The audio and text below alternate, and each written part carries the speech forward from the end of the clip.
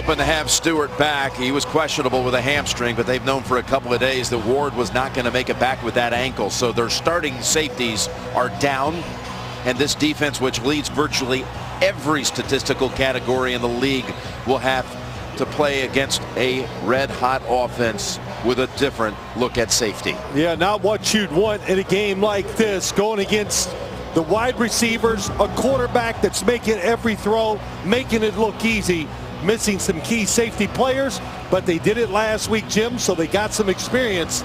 These backup guys, they should play better in this game here today. Yeah, you saw Marcus Wheaton ready for that ball to come his way. Jacoby Jones inactive, so Wheaton, who's handled one kickoff return this year, is going to take a knee here. We'll bring out Ben Roethlisberger. Again, this has been just a ridiculous stretch over the last 5 weeks.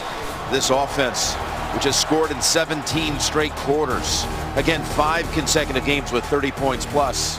And they've already got some words exchanged before we can even get to the first snap. And again, Pittsburgh last week, they had a whole lot of heated exchanges going on with Cincinnati before that one began. Yeah, well, that worked for them last week. Maybe that's why they did it again this week. I've seen that a lot, or quite a bit today, in the games around the NFL, and it's important for the officials.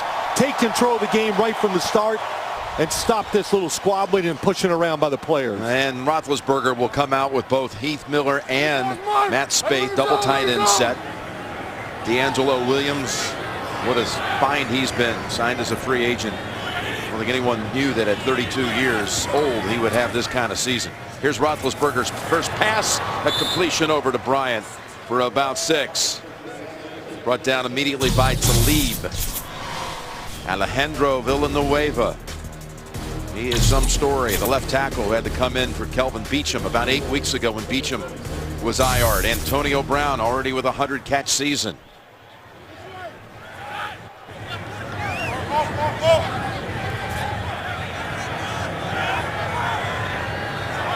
Bottom of the screen, you've got Harris on Antonio Brown. The pass is batted down. That was deflected by Derek Wolfe, who's been on a good roll of his own here lately. We've got an update. A lot of things happening at this hour. Let's go over to New York. Green Bay cheers this one. Yes, they are. Graham Gano kicks the 43-yard game-winning field goal. The Giants came all the way back from 35-7, and they could not complete the comeback. Carolina comes up big at the end. All right, back to Jim Nantz. That was an amazing comeback attempt by the Giants. Thank you, fellas. 28 down, only to see Cam Newton engineer a winning drive there, and Green Bay clinches a berth with the Giants' loss. Here's a 3rd and 4 play, and Wheaton has the grab, and he's down. Although they don't mark him down, they give him the extra 5 or 6 yards. And a gain of 12. Well, a couple things you want to do. Stack the receivers so you can try to get a little separation against defensive backs. But you know what you're going to get, Jim. When you play the Denver Broncos, you're going to get a lot of man-to-man coverage. You're going to see a lot of blitz. So the Steelers, the wide receivers, they're going to have to win a lot of those battles outside. Looked like that right elbow might have been down, but I don't know if it's worth a challenge this early for 5 or 6 yards. So it looks like the Broncos are going to let it go.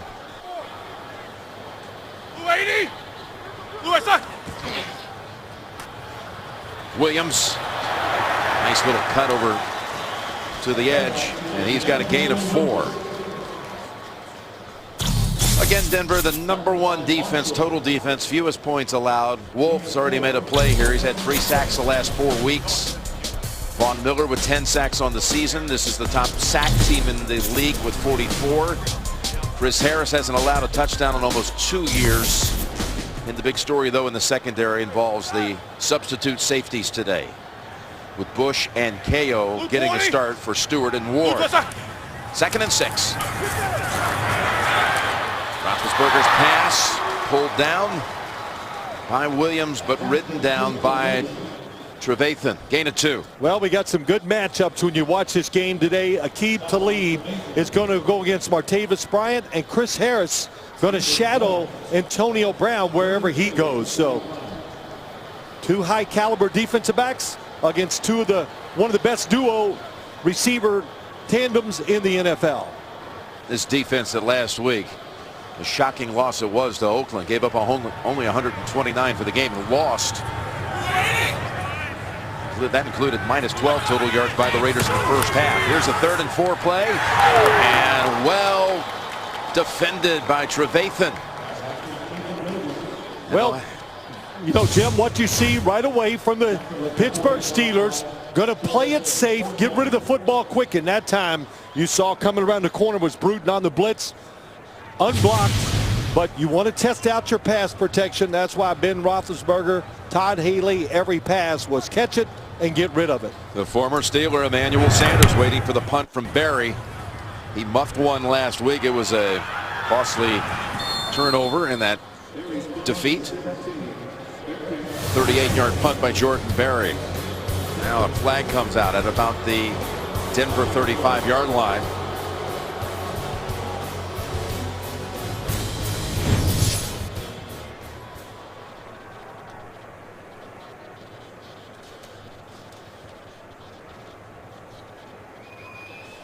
During the kick, holding, receiving team number 36, half the distance to the goal, first down, timeout.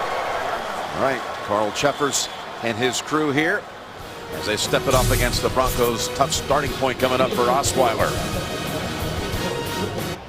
If the Broncos win today, they'll clinch the AFC West. And a Bronco victory would also give the Bengals the AFC North Division title.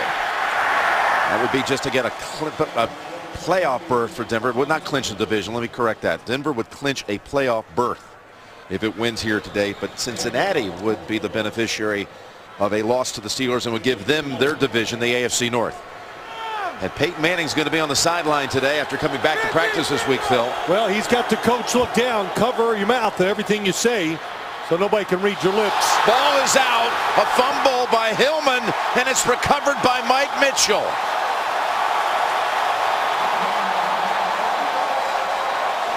I think Will Allen is the guy that knocked it out. And this Pittsburgh defense, it gives up a lot of passing yards, but they have good athletes, great speed, and a good job that time. You saw it. Will Allen gets off the block from Sanders and takes the football away. Yeah, look at Will Allen strip it. And on just the second play for the Broncos, they cough it up. Everything you don't want to do when you go into an environment like Heinz Field, and plus you got the penalty off the special teams, backs you inside the 10, and then you give the football away that quickly. Then you get the running play to get you the first down and you give it up. A lot of pressure been put on this Denver's defense the last few weeks. They come through almost every time though. Roethlisberger just dumps it over the top. Breaking a tackle is Williams. He's to the 10, to the 5, and he hurdles down to the 2. This time, Trevathan couldn't bring him down like he did on the first series. Williams broke his tackle and took it for 19. They have great speed at linebacker. Trevathan can really run, and when you play the Steelers, everybody that's eligible can be in a screen play. They throw them to the wide receivers. They use it to Heath Miller, the tight end, and both running backs or whoever's in there can get a screen thrown to him. They're very good at it.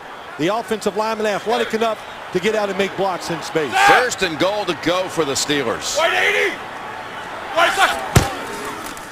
It's Williams. He finds a little opening and he's got the touchdown.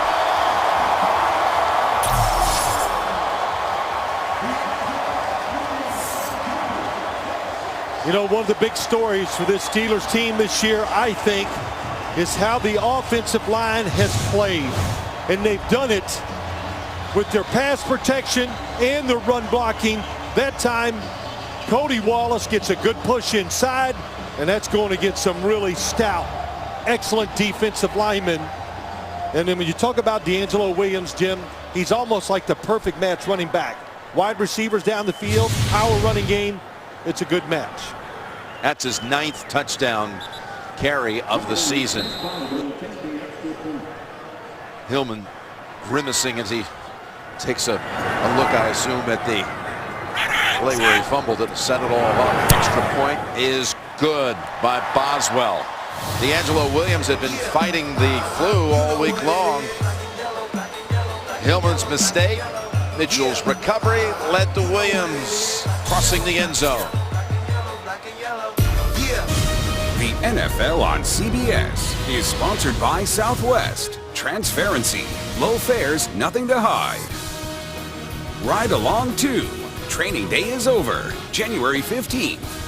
And by Honda. Hurry in for great deals during Happy Honda Days. Aerial coverage of today's game is provided by MetLife. The Steel City rejoicing off this start. Touchdown on the board, not even 5 minutes into the game. Caldwell is the returner for Denver. And from a couple deep, here he comes. He's met by Hayward Bay at the 15. Brock Osweiler, this is his 5th consecutive start, coming off his first loss after 3 wins. But this offense, Phil, it has gone stagnant. It has now, with that first possession, as you look at the line, Schofield was manhandled last week by Mack of the Raiders. 5 sacks by Mack.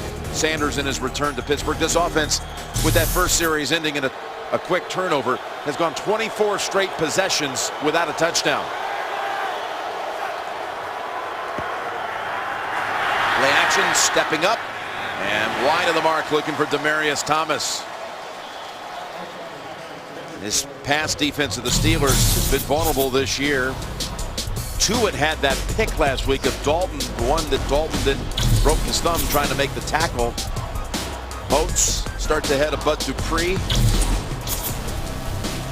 William Gay had a pick 6 against the Bengals last week. His last 5 interceptions have all been returned for touchdowns. 6 linemen in for the Broncos. Osweiler looking to throw again. This time a connection. Blake was covering Sanders, who makes the grab.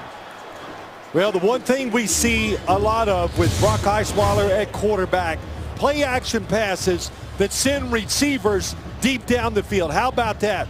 You got to figure Emmanuel Sanders is going deep once he gets to about 16 or 17 yards. And nope, he puts the brakes on. Osweiler, good timing, throws it in there. That's a gain of 19. 3rd straight pass play. Osweiler, open man, and it's another grab by Sanders in front of William Gay for 11. I would say this about Brock Osweiler as we've watched him play in these 4 starts, and we talked to him this week.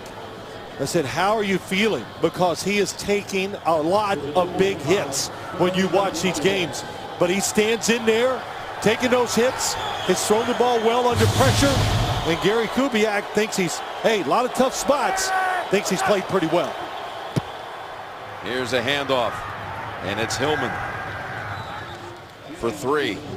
Never miss a moment of football action with the CBS Sports app. Every play and score, every game, and every highlight right as they happen. Download the CBS Sports app now at cbssports.com/mobile. So the first thing I asked Brock Osweiler, how you feeling? And what did he say, Jim? John Elway just asked me the same question. Yeah, he goes, man, he goes, I feel great. Like I haven't taken a hit all year. So excitement about playing, being young, taking the punishment well. 2nd and 7, and Hillman crosses the 50 and takes it down to the Pittsburgh 47, which will set up 3rd and 2.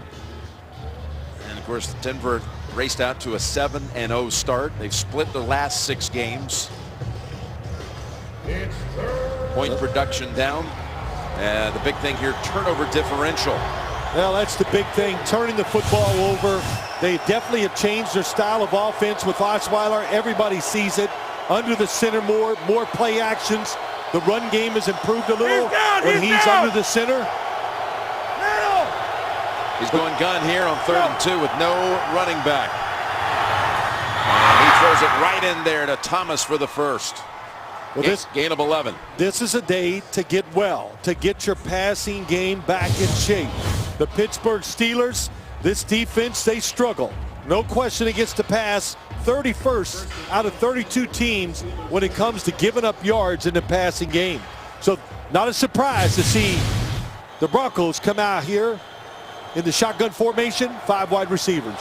And he fumbles the snap, and it results in a sack as Timmons just took off. He saw the quarterback was in trouble. He saw it, he reacted. Timmons, 94, coming on the blitz, and he was going to blitz the whole time. He was trying to give a little fake, like, oh, I'm looking to cover somebody. I'll tell you what, yeah. If that ball wasn't even fumbled, I think he would have gotten to Osweiler. I believe he was it too. Going through there untouched. Listen, this defense, it's all about the linebackers making the tackles in the run game, and they provide the pass rush coming from different spots, trying to confuse an offensive line. 2nd and 17, getting some of it back here with Sanders' 3rd catch on this drive. Puts him in field goal range at the 34, gain of 9. Gary Kubiak, first season as head coach here in Denver. He was here in the playoffs last year as the coordinator for the Ravens as Baltimore won that wild card playoff game here last January, 30-17.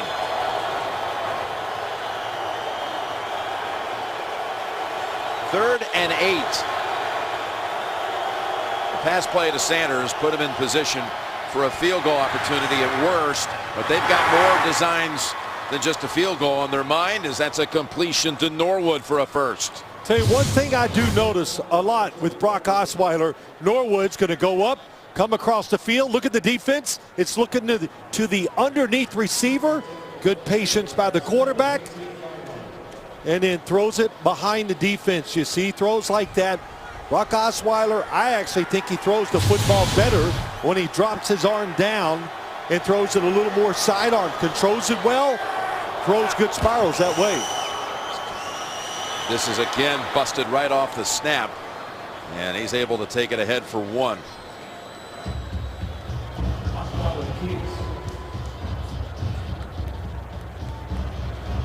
You know, you talk about this Pittsburgh defense. As I talk to players and coaches this week,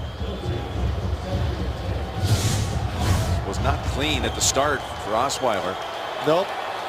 Football comes up a little short. Usually that's the quarterback's fault. Got to stay into the center a little longer. 2nd and 9.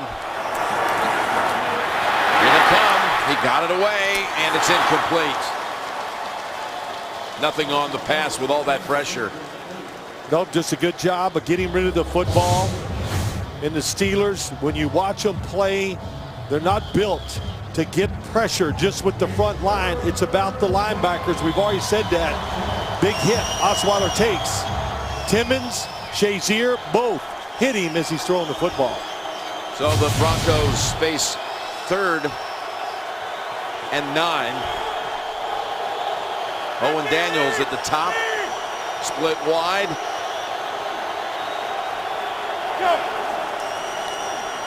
Osweiler throws at the goal line. It's caught for the touchdown. Demaryius Thomas. It's one of the best throws of the year by Osweiler so far. He sees it, he catches it, he throws it in rhythm, and he threw it with power right on target. A zone defense. Looked like he looked down the middle, turns, he knows what he's got right away before the ball is snapped. And they need that. They need that touchdown throw. They need to get Demaryius Thomas going. Yeah, he came off a rough week last week. Yes, he did. Had some drops. You know, you get down on yourself as a wide receiver. Extra point. That'll get you going. Delivered by McManus. They converted 3 third downs on that drive. So their first touchdown in 25 offensive series for the Broncos. Today's Next Gen Stats presented by Esurance, auto and home insurance for the modern world. Demaryius Thomas, this is his 3rd game against the Steelers, and he's had some big moments. You remember in Peyton's debut game as a Denver Bronco, it was a Sunday night affair, and he caught a little wide receiver screen, took it 71 yards for a touchdown. But the previous year in the playoffs, the first time ever the current sudden death playoff rules got to what we have today. Remember, Tebow. 80 yards it was Thomas against the Steelers. So you're telling me he had good vibes all week coming into this game? He should have, because he's scored again against them. Off the fumble, the Steelers scored, but Osweiler answers back. with a touchdown toss. The NFL on CBS is sponsored by Verizon. Better matters. And by Amazon Fire TV. Change the way you TV. We are back here in the Steel City with the Pittsburgh offense now at the 20-yard line. And pre-snap call coming against Pittsburgh. False start, number 84, offense. 5-yard penalty, first down. Well, Jim, let's look at this touchdown by Brock Osweiler. He looked down the middle of the field. That's the first thing I liked. And then 2 speed receivers to the outside, and they stay spread, and it makes it tough on the corner. Cockrell, who really is responsible for the inside receiver, but hard to come off of Caldwell because he attacked you so fast and hard down the sideline. Osweiler threw for 84 yards on that touchdown drive. Here's a 1st and 15 pass. And that's Brown reaching down to grab it. Christmas Eve, only on NFL Network. The Chargers are going to square off with the Raiders. And then a special Saturday edition. The Redskins will take on the Eagles in NFC East action. All coming up on NFL Network. How about the Redskins winning today, now 7-7. 10-yard pass play to Brown sets up a 2nd and 5.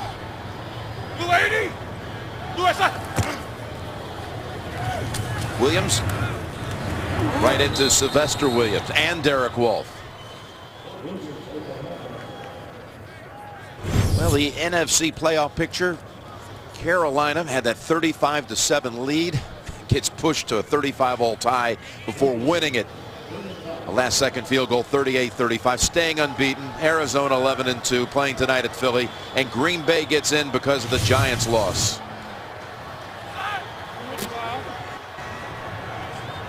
Third down and 5.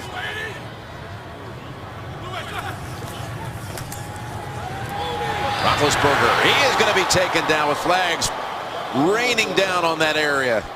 And the 2 guys back there are 2 guys that don't get enough credit. Number 72, offense. That penalty's declined. 4th down. Cody Wallace, the center. A couple of officials saw that, but that was Derek Wolfe along with Malik Jackson. Derek Wolfe, Malik Jackson, there are no weak spots on this defense when you talk about the front 7 when it comes to getting after the quarterback. Everybody, we just don't talk about them enough because Von Miller is so great. DeMarcus Ware on the other side. But Malik Jackson, Derek Wolfe, they make a big difference in this defense. Jordan Berry. About the 39 where Sanders makes the fair catch. The man who used to wear number 88 for the Steelers makes the fair catch. Let's take a look at Next Gen Stats presented by Esurance. Well, what do you see in these stats? When Peyton Manning is the quarterback, look at the number of plays out of the shotgun compared to Brock Osweiler, and look what they get under center, the difference.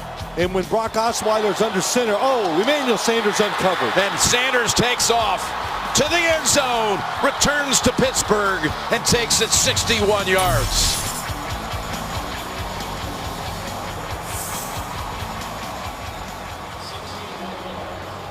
Caught him on a blitz.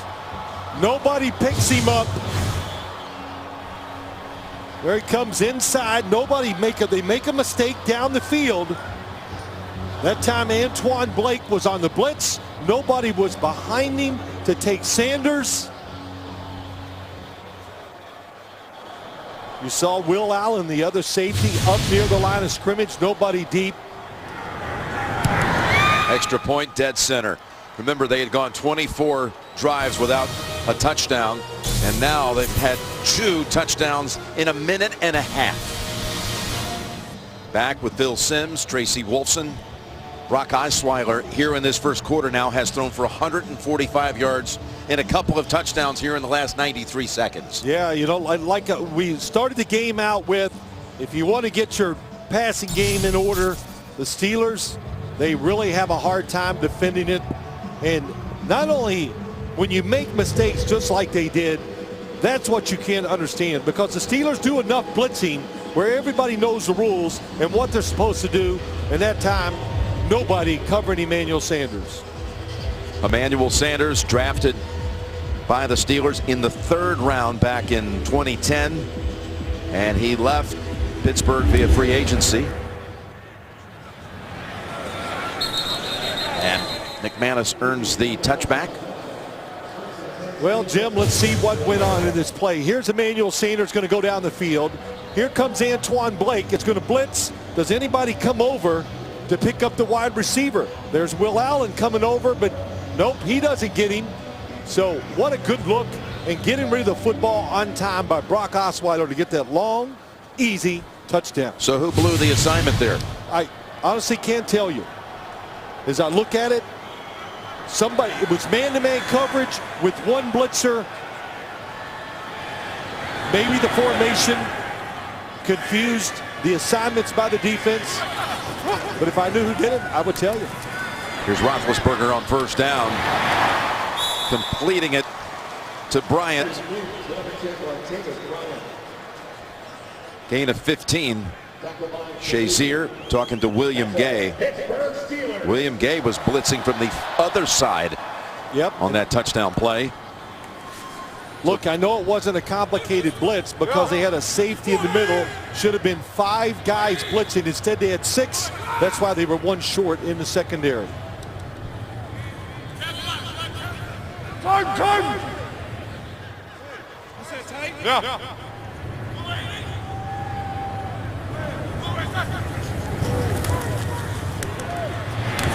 Underneath, Wheaton tiptoes out, gain of 8.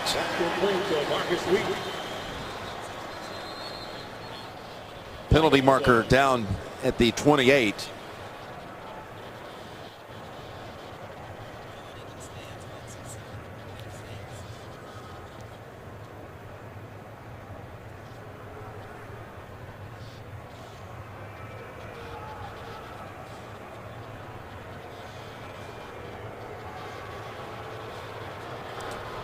Well, one thing I know and I see, might as well say it before they make this call, is that Denver, which loves to be aggressive, is dropping back every once in a while, because you play this group of wide receivers, you keep pressing them, one of them is going to get behind you for a big play. Illegal use of hands to the face. Number 96 defense. 5-yard penalty, automatic. 1st down. Vance Walker flagged for that. Tonight on CBS, the new season of Undercover Boss kicks off with a jaw-dropping episode. And don't miss the season premiere tonight right after 60 minutes, only CBS. So no play there. The penalty accepted instead. 1st and 10 at the 40.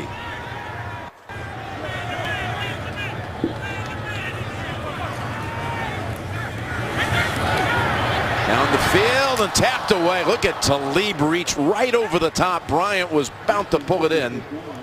And Talib, so tough. He denies it. Well, this is what he's very good at. Staying outside receivers, sees the receiver, but also can look back at the quarterback and times it perfectly to knock the pass down.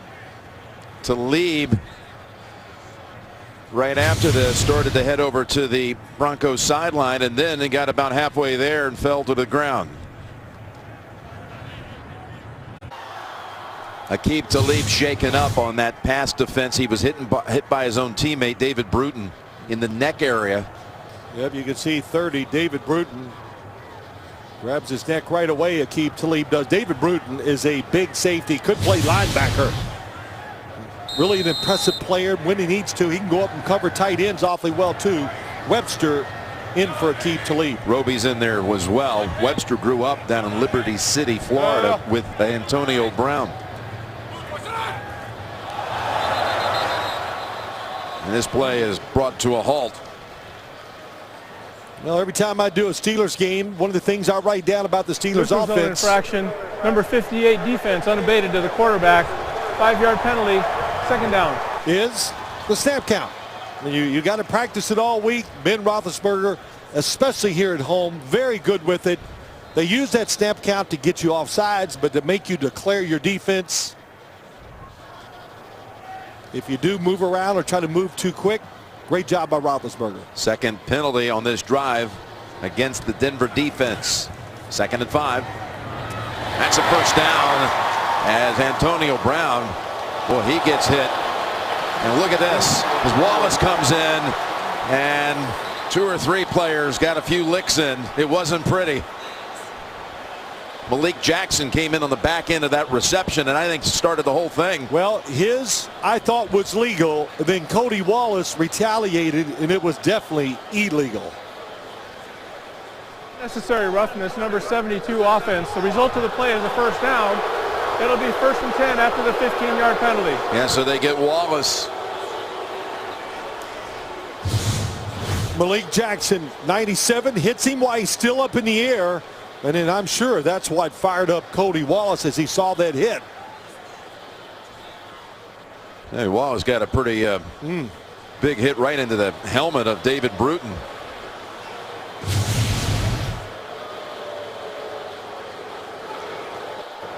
You know, he sees it and immediate your reaction is protect your teammate. But Malik Jackson, what hustle to rush the quarterback and still get back into the middle of the field and have time to legally hit the receiver. Well, the play stands as a 12-yard gain, and then the penalty's enforced between downs. It'll be 1st and 10.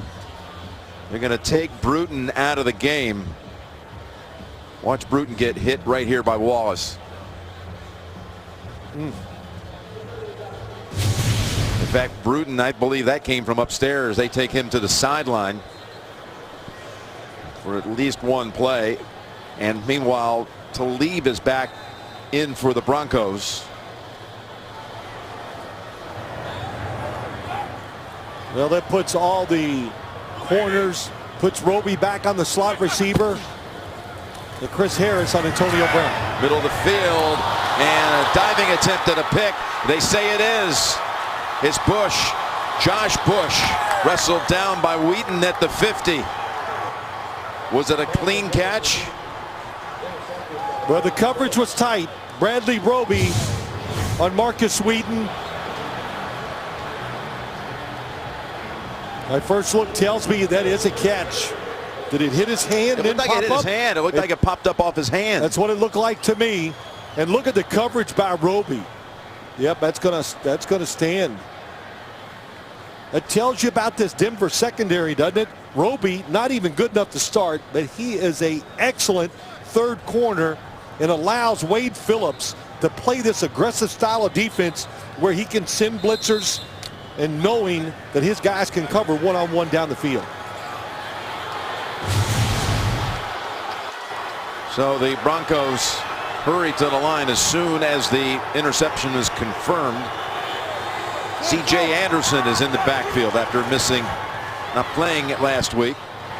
And that's over the head of Sanders, and a flag comes down over here where Gay is tangled up with Thomas.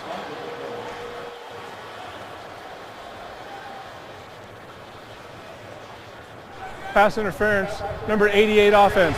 10-yard penalty, first down.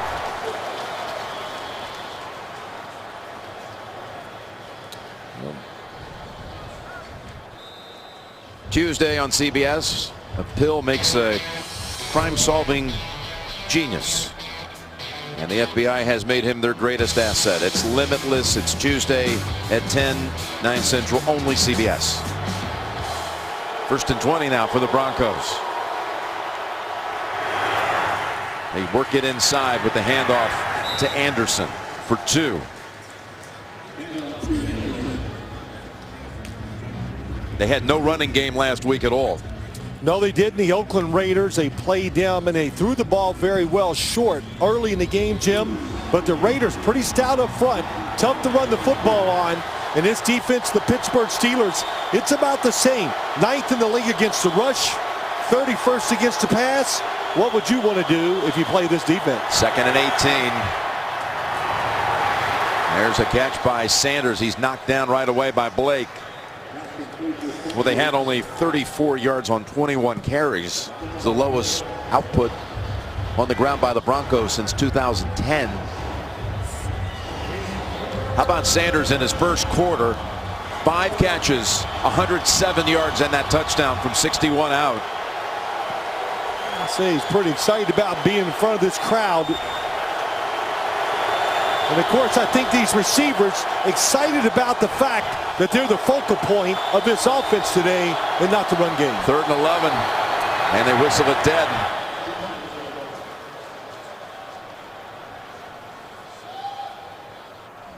Neutral zone infraction, number 50 defense. His movement into the neutral zone caused a reaction by the offense.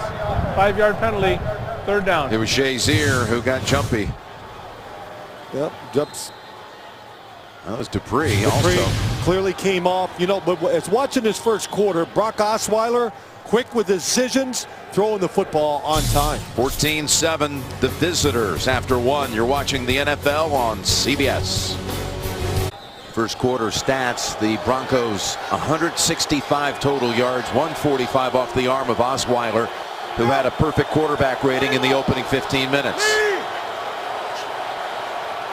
Jim Nantz, Sims, Tracy Wolfson here at Heinz Field, 3rd and 6, and that picks up the first. He keeps going back to Sanders. Well, the formation, you're getting zone coverage. Sanders, the inside of the 3, and look at all the space that he has to work with. Really, that could have been a double team, but if it is, you got to get tighter. Sanders comes out, there's inside, there's outside. And I said it, quick decisions, getting rid of the football. He's done that well in his 4 starts. Deep drop and an open man again. Thomas. There is tremendous separation between the Bronco receivers and the Steelers secondary. Well, the Steelers secondary, Jim, coming into this game, their number 1 goal is, hey, let's don't get beat deep. So if you have that mentality, that's going to open up a lot of passes underneath. And the Broncos right now are just tearing it apart. And of course, they already did get beat deep for a 61-yard touchdown in the first quarter. Anderson. Stutter step move down to the 15. Yeah, they got beat deep because they made a mental mistake, which is even worse.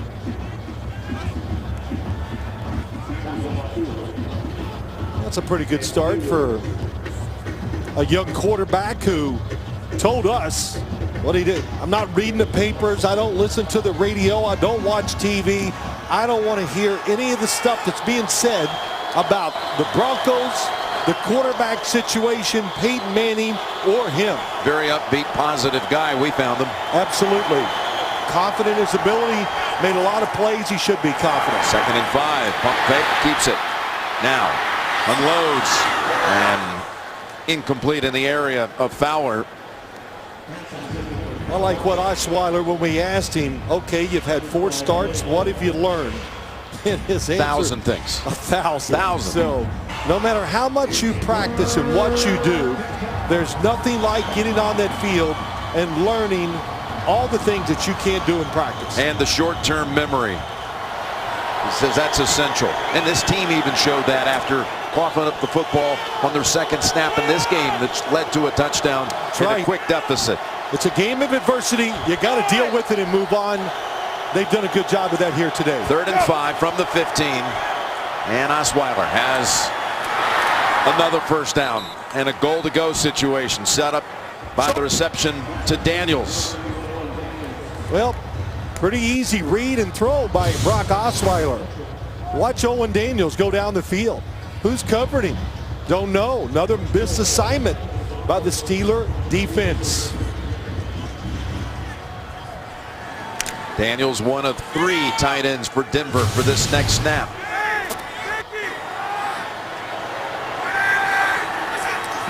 First and goal. Running play. And it's there. Down to the 1 for Hillman.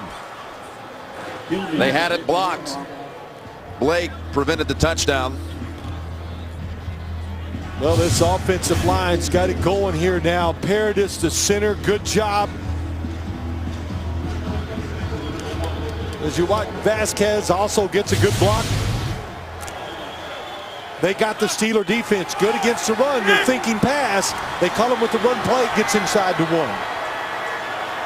Columbus shifts back to the offensive line. 2nd and goal. And Hillman in danger of losing big yardage, and he's knocked out at the 7 by Golden. This is what happened against the Raiders. They had 4 running plays inside the 25 that led to -8 rushing yards inside the 25. Well, right from the start, inside, McClendon, number 90 on the center, pushes the play backwards, and then the rest of the defense in position to make the tackle on your right. They have struggled inside the 5, running the football, losing yards. How about losing 6? A 2nd and goal at the 1 turns into a 3rd and goal back at the 7. Osweiler going to keep it, and he's going to have a touchdown.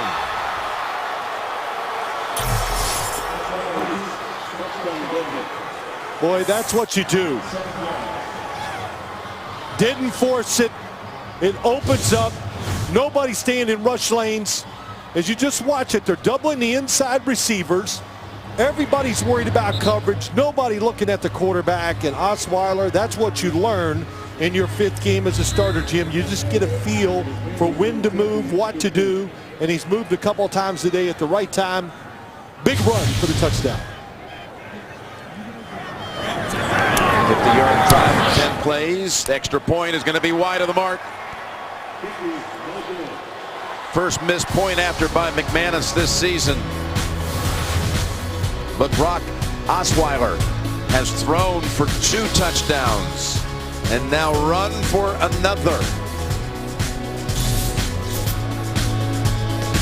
Osweiler with his first rush touchdown since November the 5th of 2011 when he was the quarterback for the Arizona State Sun Devils in a game against UCLA. How about that? What a start by him. What a confidence builder, not only for him, but the coaching staff, Gary Kubiak calling the plays. As I said earlier, the wide receivers. McManus's kick picked up on the bounce at the goal line, slammed down is Wheaton by Todd Davis. Well, we talk so much about Von Miller and DeMarcus Ware. How about Derek Wolfe? I see this all the time. Look at his arms, extends them, makes the tackle for no gain, and can rush the passer. And 97, Malik Jackson just splits the both offensive linemen, gets the sack. Great hustler, both of them in really good shape, and they just put this defense over the top. Derek Wolfe was raised about 45 minutes to an hour west of here, just across the state line in Ohio, south of Youngstown.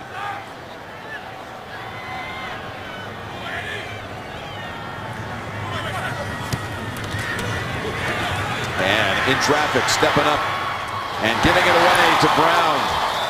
Roethlisberger had great presence to know that he had not crossed the line of scrimmage. And Brown, the recipient of that one for a 17-yard play.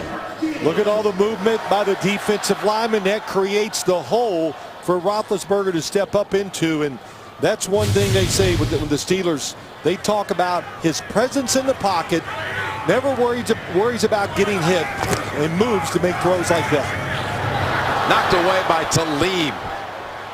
Trying to find Bryant on the slant. And Talib again makes a fine play. Talib last week was matched up against Amari Cooper, and he held him to no catches on 8 targets. Aqib Talib, you know, you always make these statements when you do the games, but he is playing as good as any corner and not afraid. It will go for the chance to get the interception. We've seen it. So tall, long arms, makes a lot of plays like we just saw. Second down play. That's Brown. Harris able to break Harris's attempt at a tackle and get the first down. Trevathan also had a hard time stopping him. Well, he's so quick, and a nice little fake up the field, and that's really, Antonio Brown does so much damage within 5 yards of the line of scrimmage, and that's what they like to do. Get him the football, see if he can make somebody miss and pick up extra yards. Another quick throw. This one to Bryant. Steps back once. And now that sets up a big gain and another first. Martavis Bryant. Well, we talked about the screens. And when you run these outside screens, you need blockers, wide receivers. Heath Miller gets out there and gets in the way. And Wheaton gets a good block on Talib. You got to help each other to make those plays work. Play selection so far for Pittsburgh, 15 passes, 3 running plays. Actually, it's 16 because one of them was a sack. 15 attempts by Ben. Going to go up top again, and it's incomplete in the area of Wheaton.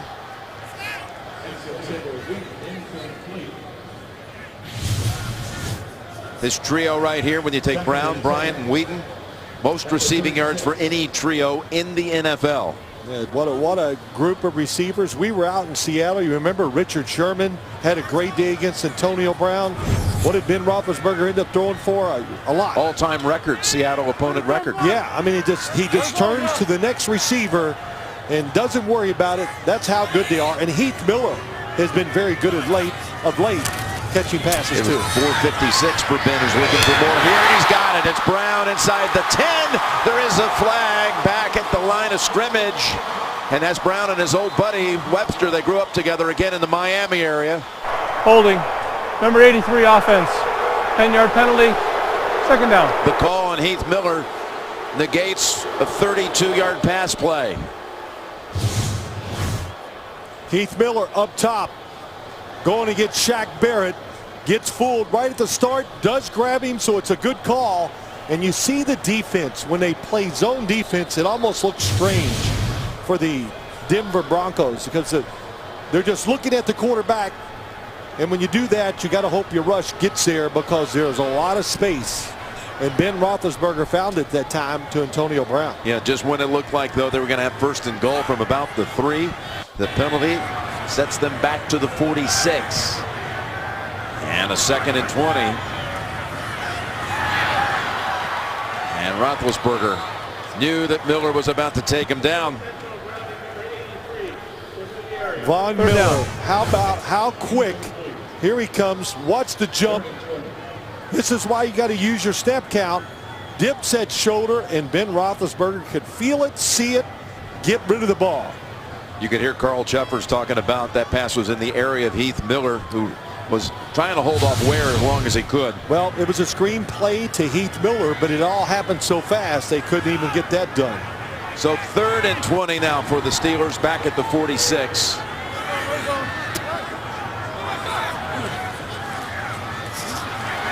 Roethlisberger, deep ball with a flag. It's incomplete, but it looks like it might be a call against the Denver secondary. And it is going to be. Pass interference. Number 21 defense. Automatic. First down. This time it's on to Talib. It was a double move down the field. Oh, there it was. He was reading the quarterback. And Talib did what you're really kind of taught to do. When the guy goes by you, you know you beat. Don't give up the touchdown. Reach out and grab him. Just that slight little pull of the jersey. That's all the officials needed to see. It's a 24-yard penalty on a 3rd and 20. 3rd and 20. Got to play the situation. To get caught in the double move there, that's pretty tough to take. Harris tackles down Antonio Brown after a 9-yard gain. Tonight, would you like to know what Apple is working on next? Rare and wide-ranging interviews with CEO Tim Cook and his team only on 60 Minutes tonight. Ben Roethlisberger doing a good job. That pocket is collapsing fast. 2nd and 1. Williams, Malik Jackson on him, but Williams able to take it for the first down with a couple of yards to spare. Well, they're getting down inside this area, Jim, where the Steelers like to start their practices a lot. But not quite. 2-point conversions. They get in, they do a lot of work against each other. It's one of the reasons why they're so great. Yeah, they practice those conversion starters against starters 2 days a week. Really all about trying to get the 2-point conversion plays put in that they're going to use later. They've been going to that with more frequency than anyone. Here comes the blitz. Roethlisberger able to again find his target. Brown. Well, it's just a catch and throw, and he's reading the coverage, Ben Roethlisberger. Watch it. It's a blitz. Here comes Marshall. Catch it and throw it. You talk about all that work they do. You know, it builds competition, team chemistry. It's a great thing for everybody. And to get rid of the monotony of the routines you can get in sometimes in the NFL when it comes to practice. Harris slides over the top to guard Brown. Second and goal. And that goes right through a number of Steelers. Bryant was in the area. Well, they want to go to the strong side. Nobody's open, so the second receiver is coming from the left side. And once again, Aqib Talib, tight coverage. 11th play of this drive is coming up. That's what you want to do, Jim, against man coverage where you all got a guy, cross them, go across the field. Tough to follow them. That's the toughest thing about the style of defense Denver plays. 3rd and goal from the 6. And to the end zone and incomplete. Roby. He was defending Wheaton. Look, how about that play by Bradley Roby, top of the screen, reads it. Oh, I don't know how he read the outcut, but he made the move before Wheaton. So the Steelers are going to have to attempt a field goal by Chris Boswell from 24 yards out. He's been quite a find. His place kicker out of Rice. And that kick is good with a little excitement. Well, here we go again. Malik Jackson, Foster in there for the Steelers. This keeps up. Somebody's going to have to get thrown out of the game to settle it down.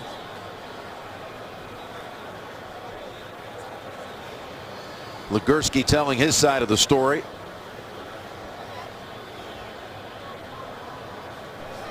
They're offsetting fouls on the play. Unnecessary roughness number 60, offense. Unnecessary roughness number 90, defense. Those fouls offset. Timeout.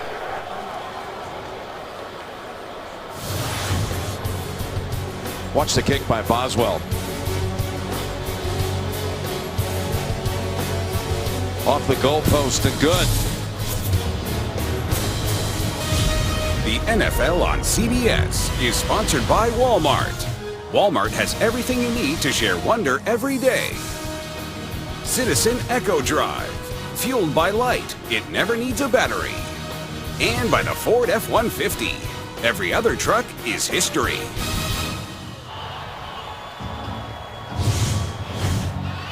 Now we know why the Boswell kick was such a knuckleball. It actually wasn't until it grazed the fingertip of Shaq Barrett.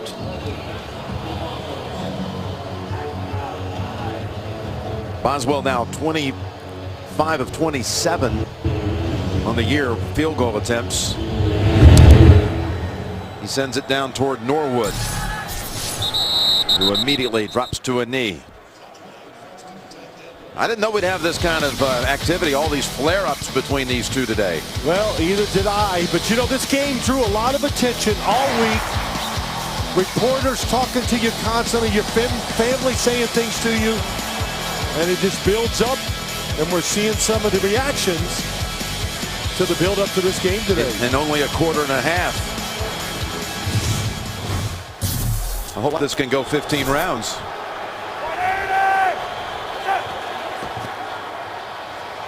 First down, Osweiler avoids the sack and picks up 8. My goodness, they had him. Cameron Hayward had a shot at him.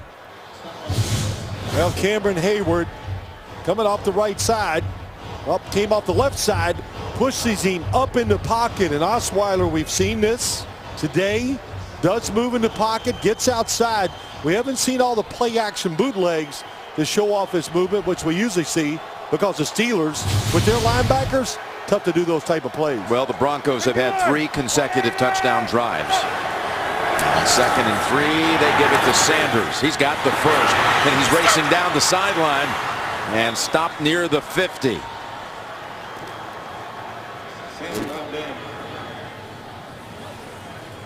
A 24-yard run by Emmanuel Sanders. Owen Daniels, watch number 81. Gets outside, gets the block. And does Sanders stay in bounds the whole time? Yeah, he can turn the corner and turn it tightly. 140 yards of offense by Sanders, including 6 catches for 116. And Osweiler just throws that toward the feet of Vernon Davis. I thought we might see quite a bit of Vernon Davis today because of his speed. They've involved him in the offense more. Last week he was a big target. Some good matchups for him out there, but they don't need him so far. They're throwing it to all the wide receivers. Well, Vernon Davis is playing here for the 2nd time this year. 2nd week of the season. He and the 49ers played the Steelers. They had 5 catches for 62 yards. Sure, he never imagined he'd be making a 2nd appearance at Heinz Field. Tillman. And he tried to put on the brakes and then add a wiggle, but the Steelers closed in on him after 7. Yeah, wiggle didn't work. Mike Mitchell, number 23, good cutback, good blocking on the backside. But watch Mike Mitchell squares up, nowhere for Hillman to go.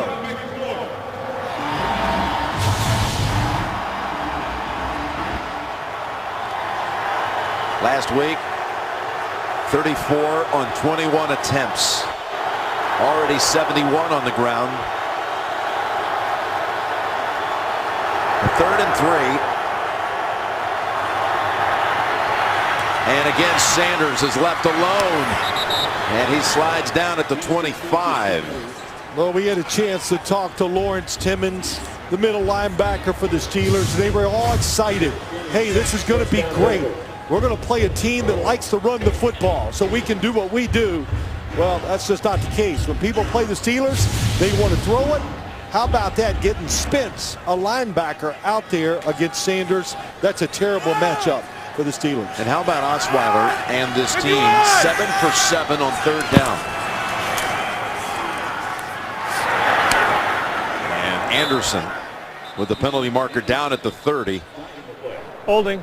Number 65 offense. 10-yard penalty. Repeat 1st down. Vasquez called for that one. That last throw to Sanders put Osweiler over 200 yards passing. And we're still just 5 minutes to go in the 2nd quarter. Well, they're just running the football every now and then, Jim, just to let Brock Osweiler catch his breath before he drops back and throws the next one. But, hey, look. They've gone under center. They ran the football, but you cannot deny, you look at this receiving core for the Denver Broncos, it might not quite be the Pittsburgh Steelers, but it's not far behind them. 1st and 20. And the completion to the 29 to Thomas. And yet another yellow marker. William Gay thinks that Thomas may have pushed off. Illegal use of hands, hands to the face. Number 55 defense.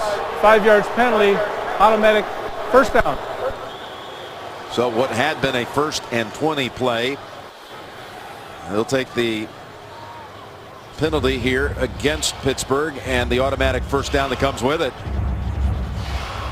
And Demaryius Thomas is a little shaken up. 55. Arthur Moats, yeah, definitely got the hands into Harris and gets called for it. I'm sorry, Schoenfield. New set of downs at the 31. C.J. Anderson thrown down by Jarvis Jones.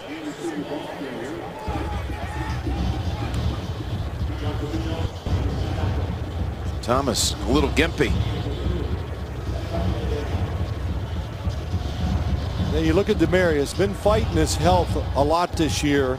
You can always tell. I mean, look, these guys are asked to run so much, and of course they got to do it at such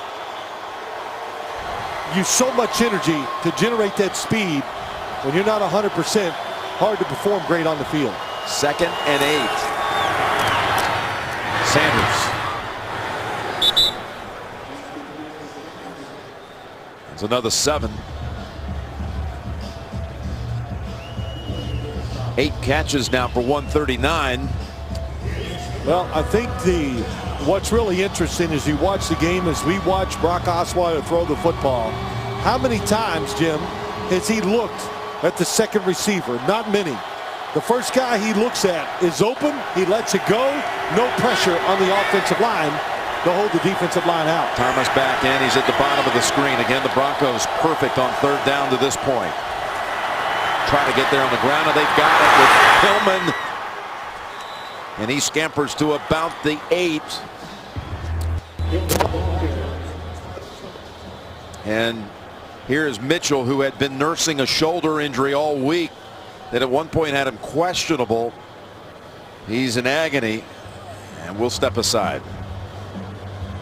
Mike Mitchell getting some attention from Dr. Jim Bradley, the Steeler doctor. Center, right guard get excellent blocks, Jim. Vasquez, Paredes, and how about that? They keep the Broncos perfect on 3rd down here today. Yeah, 8 for 8, and it's 1st and goal. Trying to polish off a 4th consecutive touchdown drive. They can negotiate those last 8 yards. They've got 2 of them right there.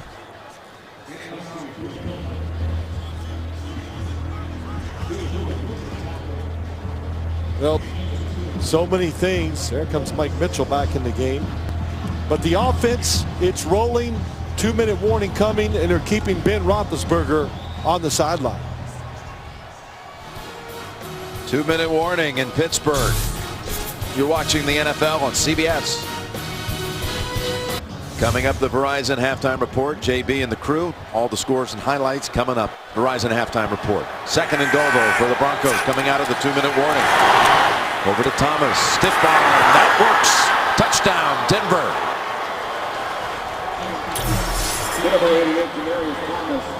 Boy, you see this type of play quite a bit. Why? Because these receivers are so big and strong, and if you're going to put a defensive back against them one-on-one, the quarterback is going to take advantage of it. And when you go to make the tackle, you've got to go down by the knees. You go high, that's what happens. You get a straight arm, they walk in. Boy, he just punished Blake with that stiff arm, and that might ring familiar for Steeler fans. Just dialing back the memory bank here because we were there for it. That 80-yard touchdown winner in the playoff game 4 seasons ago. Yeah. A stiff arm by Thomas on Ike Taylor at midfield that freed him to take it 80. A pass from Tim Tebow. That's right. What a start by Osweiler. The NFL on CBS is sponsored by Bud Light, the official beer sponsor of the NFL, and by Macy's.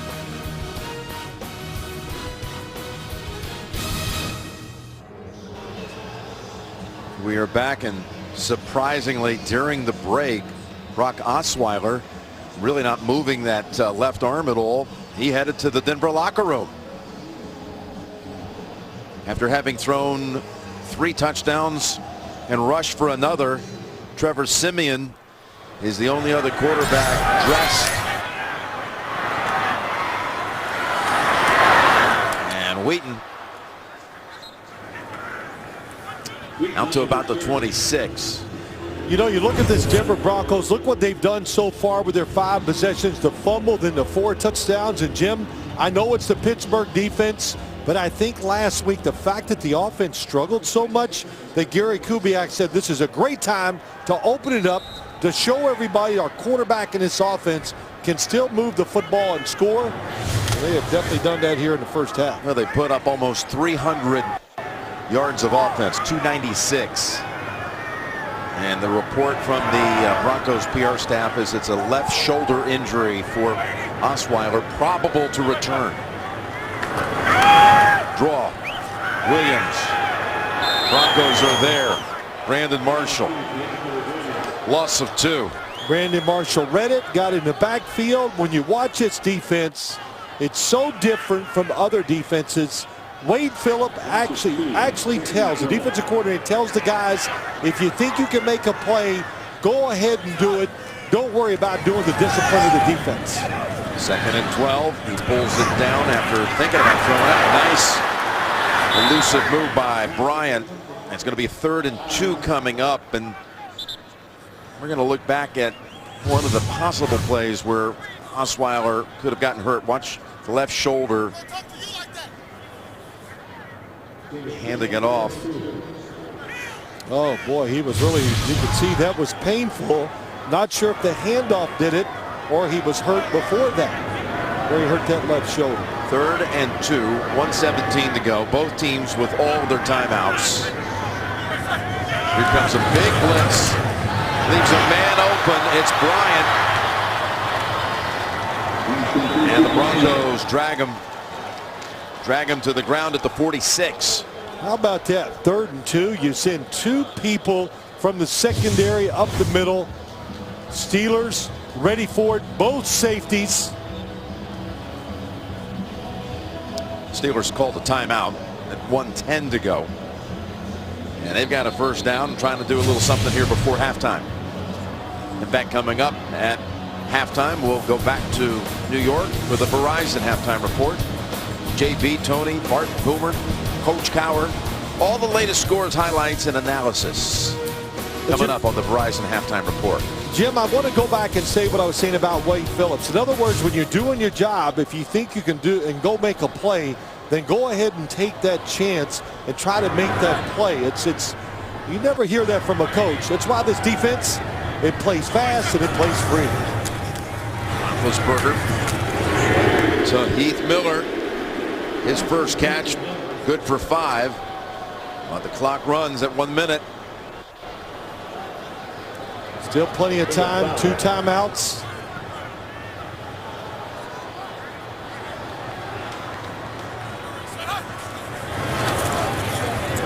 Pressure again. They've got hold of him. Little Dwight Freeney spin move that time on the outside. Shane Ray. Shane Ray, boy, watching. Coming from the left side.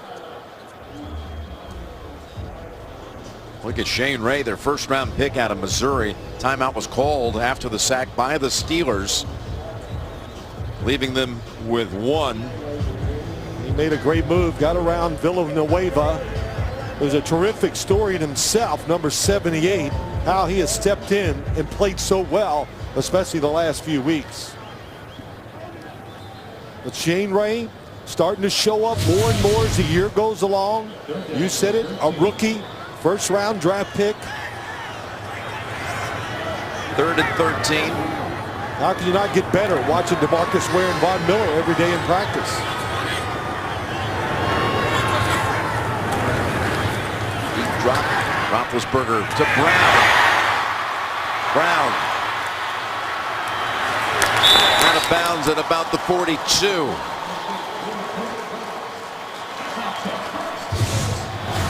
Great job of standing in the pocket by Ben Roethlisberger. And what they did, they switched receivers. So that put Antonio Brown instead of on Chris Harris. It got him on Bradley Roby. And Bradley Roby was outside. That's why when he went inside, he was wide open. And you may have seen Tomlin applauding it from the sideline as Brown went out of bounds just in front of him. 1st down, 31 seconds, 1 timeout. Stepping up and zipping it complete to Wheaton at the 28.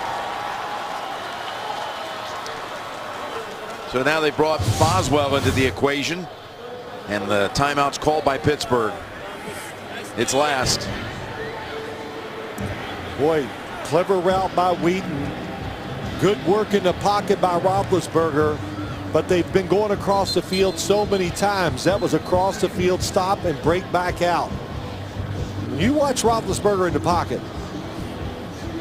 it's kind of like watching Cam Newton, you know, some of these, they're not afraid. They're never worried about getting hit. They just shift around back there, buy the extra time, and still throw the football down the field. He's at 189 here in the first half. Our quarterbacks have combined for over 400 yards of passing. Yeah, that's the toughest test this Denver secondary has faced all year by far. Let's see what the Steelers do with no timeouts. They go to Heath Miller. And tackled by Bruton. And here they run to the line of scrimmage to get set to spike it.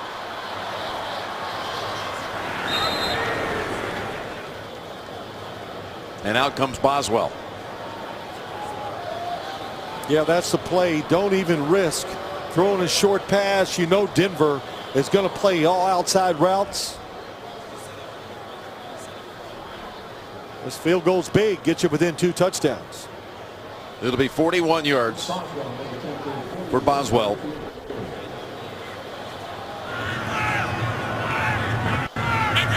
Berry on the hold. Warren snaps it back, and the kick is good. Well, since debuting in Week 5 when he became the 4th different Steelers kicker on the season, Chris Boswell has led all kickers in the NFL in field goals and points. What a find.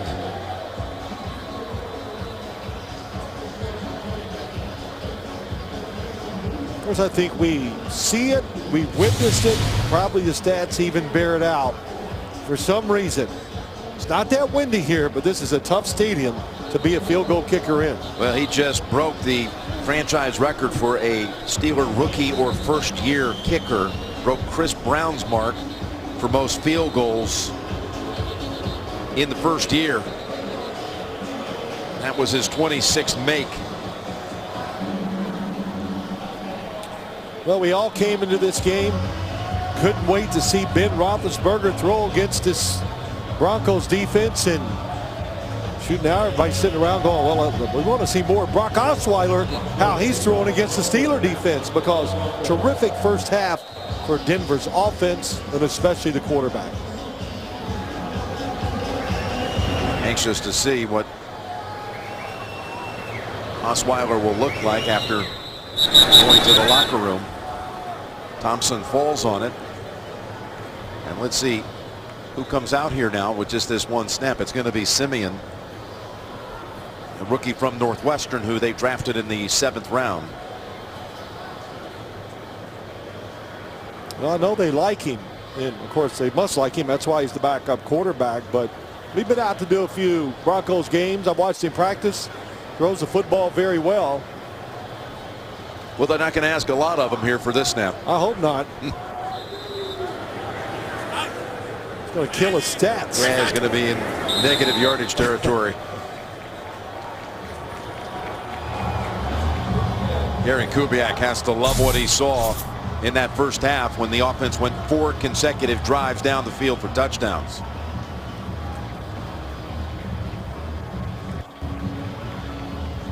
All right, let's send it down to Tracy. Thanks a lot, Coach. Over 200 passing yards by Denver. How do you have to adjust coverage-wise in the second half? We just got to stop defeating ourselves. You know, we're making some mistakes from an assignment standpoint, from a communication standpoint. It's tough to beat anyone when you're playing like that. I give them credit. They're doing some good things, but it's about us settling down and being who we are. A lot of chippiness out there. How much will you address that at half? You know, I'm more concerned about our execution at this point. The chippiness is not why we're down by 14. The lack of execution here, so we got to tighten up some things. Thanks a lot. That's the end of the first half with the score Denver 27 and Pittsburgh 13.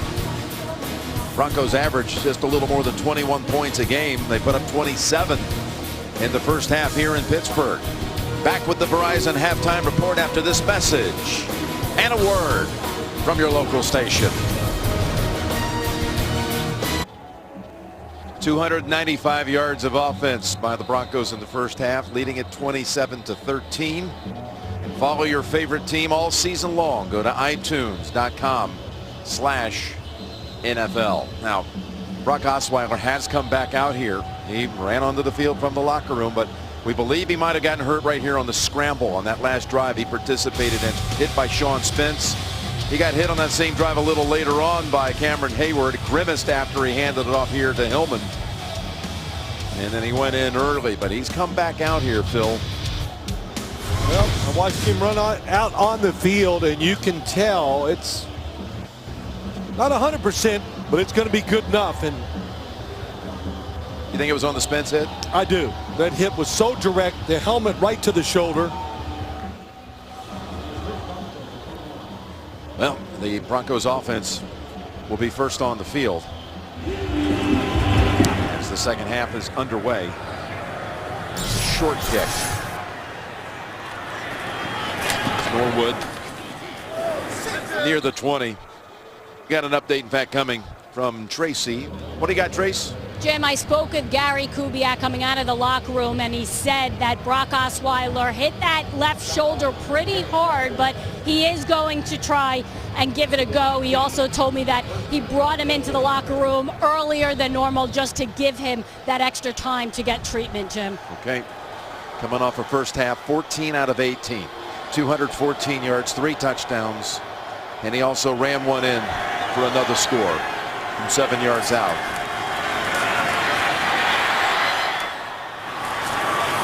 Patient that time as he goes back to Thomas and picks up 9. And how about this performance? Put the injury aside for a minute. How many people you think saw this kind of performance coming from Brock Osweiler? Not many. Even against the Steelers' pass defense, I don't think we saw it coming. But, you know, a couple things. If you're the Steelers, what are you going to do to stop this? You got to start playing tighter defense. You got to blitz. You got to take chances. You just can't let them control the football and march up and down the field. Hillman got enough there for a first down at the 30. Roethlisberger put up big numbers of his own, although he didn't have anything in the touchdown department. Their one score coming on a rushing play by D'Angelo Williams.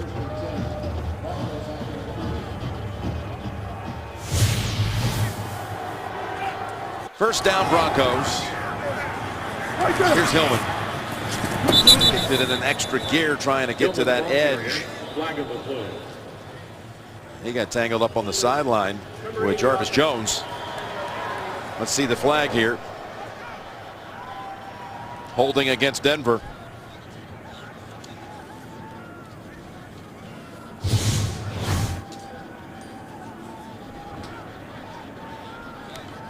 Boy, look at him get all tangled up in the chains of the down markers. Jarvis Jones. Jarvis Jones not out there. Yeah, I didn't know he was going to have contact on the sideline. Will not get credit for the tackle. There you go. Right. First and 20. C.J. Anderson comes into the backfield. Osweiler incomplete. Sanders looking around wanting a flag on Cockrell, but doesn't get it. When you look at the numbers from the first 30 minutes, what stood out?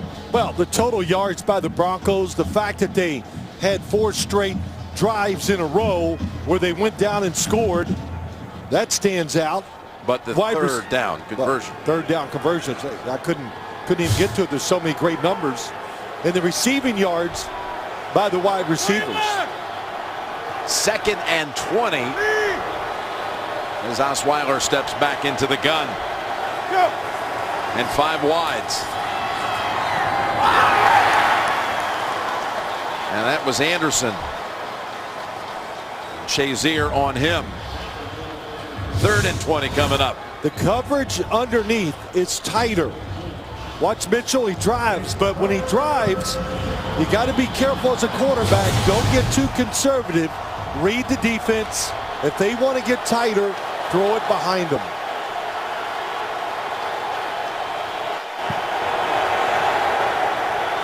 Third and 20.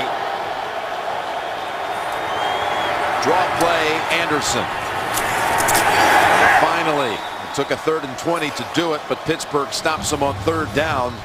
And they take Osweiler off the field for the first time on a drive since the first quarter at the very beginning. And Anderson is shaken up. Anderson has been battling an ankle injury.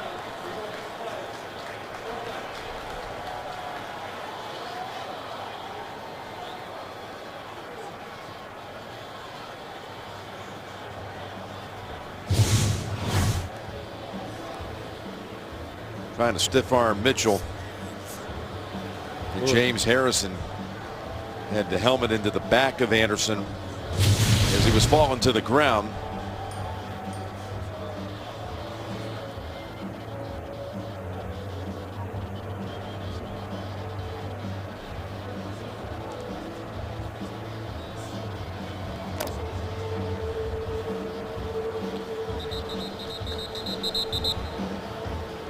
There was a holding call against Denver on that play that was declined. It's called a Max Garcia.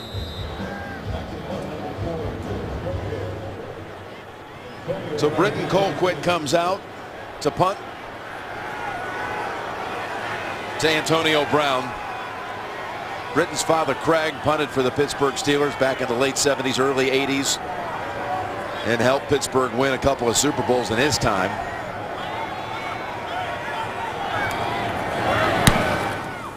With no pressure, his punt travels to the 32. Brown up ahead, nice little run back to about the 45. 13-yard return off a 44-yard punt.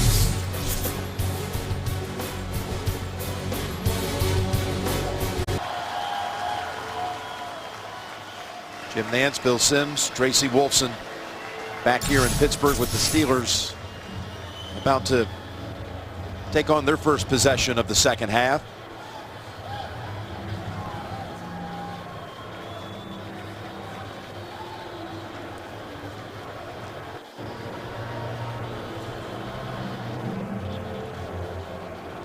Well, Greg Knapp talking to Brock Osweiler, going over that first series. And the Steelers, Jim, going against this terrific defense. Move the ball. You can see a couple drives. 2 field goals, 12 and 10 play drives to end the half.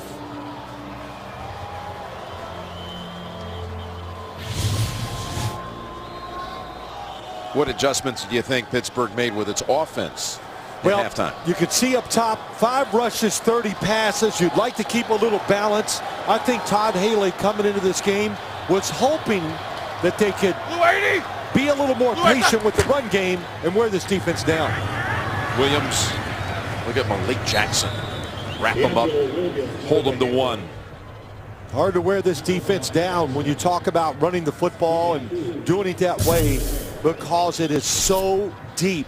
They have so many defenders. They rotate, extra defensive linemen in there. We've talked about all the good defensive backs they have in coverage, and Wade Phillips, he feels like his defense is to get a little complacent. All he does is dial up a blitz, get everybody involved again. 2nd and 9. They go again to Williams. This time he is tossed out of bounds by Trevathan. It'll be 3rd and about 5. Well, Trevathan has the speed to get outside, make the tackle, and Malik Jackson forced that run wide again. Malik Jackson, boy, he's playing some game. I think I've said that before when I've done Bronco games. You've been impressed by what you've seen out of Jackson this season, taking it to another level. Every year he's gotten better in the NFL. He's an impact player now, no question. A guy that goes into the game not just trying to do his job, but have an impact on the outcome. 3rd down, 3rd and 5 for Roethlisberger, and that's incomplete. Roby was defending on Wheaton, no flag. Roethlisberger thought he had been held. Coverage was tight. It's a blitz coming inside Bruton. Saw the little hook by Roby. That's what Roethlisberger was referring to. Yep. Contact was a little early, but the officials deemed that it had nothing to do with the outcome of the play. They let it go. So with 3 and out after great field position, KO fields the punt at the 15. 36-yard boot. Team exchanged punts here at the start of the 3rd, with the Broncos leading it by 14. The NFL on CBS is sponsored by Southwest. Transparency, low fares, nothing to hide. Zales, declare your love with gifts from Zales, the Diamond Store. And by Bose, music deserves Bose. Happy holidays to all of you as we pick up the Broncos now. 1st down at the 14. That's a dangerous throw that falls incomplete. Intended for Demaryius Thomas. Broken up by Boykin. Yep, they've been playing Brandon Boykin on the outside. Watch him react to the screen. No, he was underneath on Emmanuel Sanders. Read it, gets right off, almost gets the interception.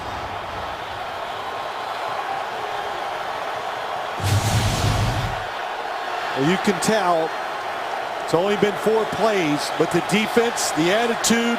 Yeah, it's different. Embarrassed in the first half, trying to be tougher, play tighter. 2nd and 10, and Hillman has 3, maybe 4. Tuitt was there. NFL fans looking for that special holiday gift? Well, there's still time at NFLshop.com. Get free shipping. There's a special offer at the official store of the NFL, NFLshop.com. 3rd down coming up for Denver. C.J. Anderson has returned to the lineup. Shaken up on the last drive. Osweiler steps away from the heat, lobs it, incomplete, broken up by Will Allen. Looked like Owen Daniels might make the play. There is a flag down. Holding, number 79 offense. That penalty's declined, result of the play. 4th down. Called on Schofield, so again, the Broncos come off the field in a hurry as the Steelers have tightened things up here in the 3rd quarter. They definitely have. They've moved the defense up, playing some man-to-man coverage. They couldn't get away, and that was an excellent play down the field. Will Allen, as Owen Daniels changed his route, he was right next to him.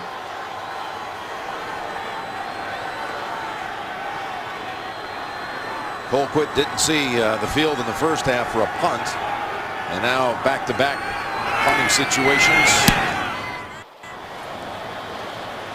And this one, not a good one. Off the side of the foot. Past the 40. Make it the 41.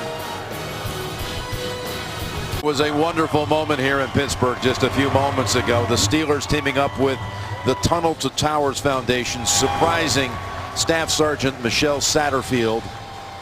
First by bringing out her brother, Staff Sergeant Jeremy Betcher. That was a surprise. And then on behalf of the Steelers and again Tunnel to Towers Foundation, Michelle and her 12-year-old son were presented a house just outside of Pittsburgh in White Oaks, Pennsylvania. In honor of all the many things she's done, service for her country, a 4th-generation Army soldier who serves in the reserves today. Tip of the hat to Michelle and her family and all the military folks around the world as we got flags flying and Roethlisberger falling back near the 30. Again, Malik Jackson was in on the play. He's trying to go to the Pro Bowl today. Holding, number 78 offense. That penalty's declined. 2nd down. Malik Jackson, number 97, gets inside right away against Villanueva. And there's nothing he can do but hold on. It didn't matter if he held or not. It was going to be a sack against Roethlisberger. And that's his 2nd sack. Malik Jackson, that is, today. 3rd overall for the Broncos.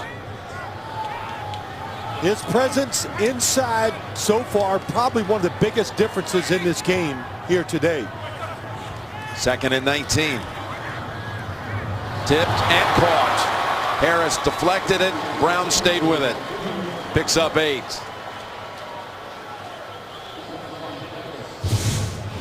Yeah, Antonio Brown gets the catch.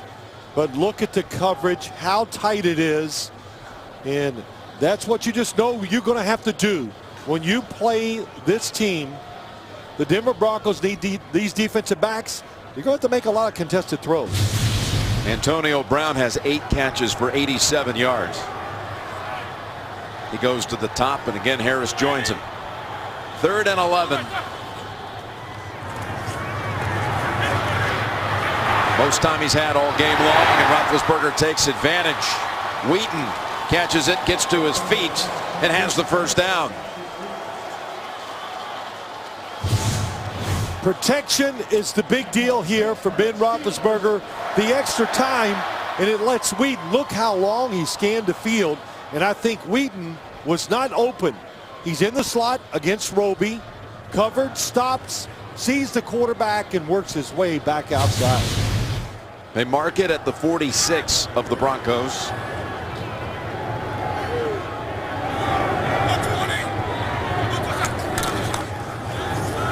Williams trying to bounce outside. Marshall won't let him. And look out, Derek Wolfe.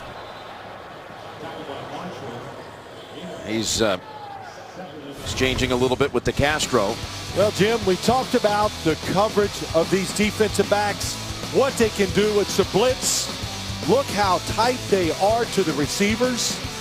And when you're that tight, such a small window to throw into caused Ben Roethlisberger to throw that interception in the first half.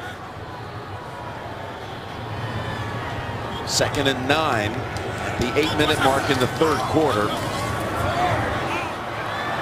And that's incomplete. Roby defending on Wheaton. I mean, that was a great job by Roby. My gosh, this is a tough route. Everybody in the league runs it. Inside receiver, all that space. And he looks right up, runs the route for Wheaton. It's a good thing Ben Roethlisberger didn't throw it right on target. It would have been intercepted.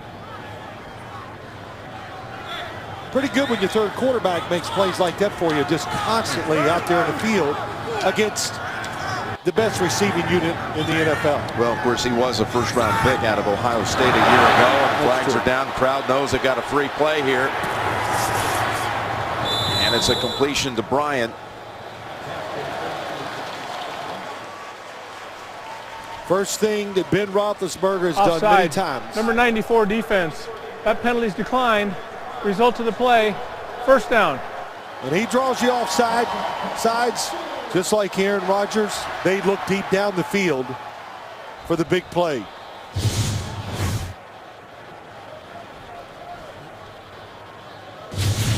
Well, the Steelers trying to change the momentum in this game after most of the first half belonged to Denver. On a first down from the 35, Roethlisberger going for the big one. And Brown defended by Harris, and the flags are out.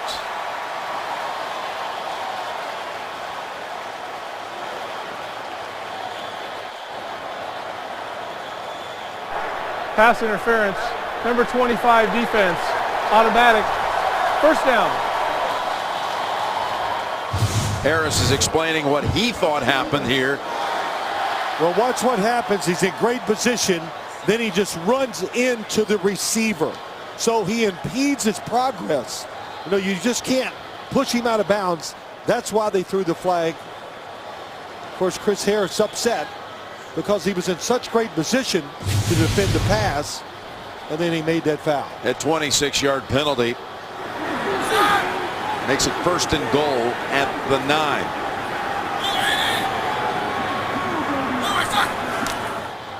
Roethlisberger to the end zone. And it's caught for a touchdown over Harris. And that's the first one on Harris in 2 years.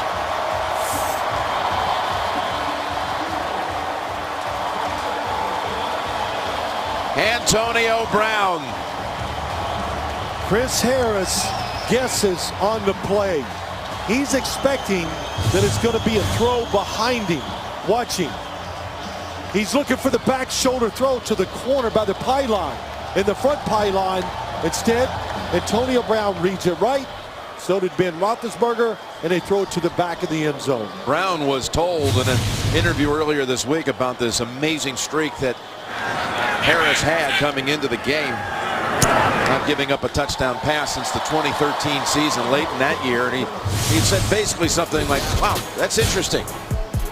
As if, we'll see about that on Sunday.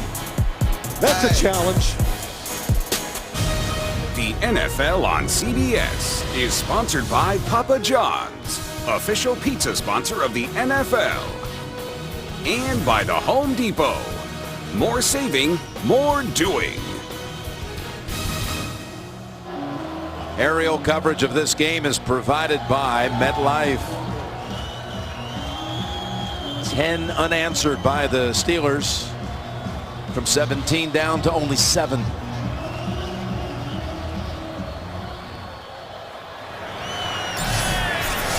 And they'll bring the Broncos out to the 20 as we take a look at next gen stats presented by Esurance.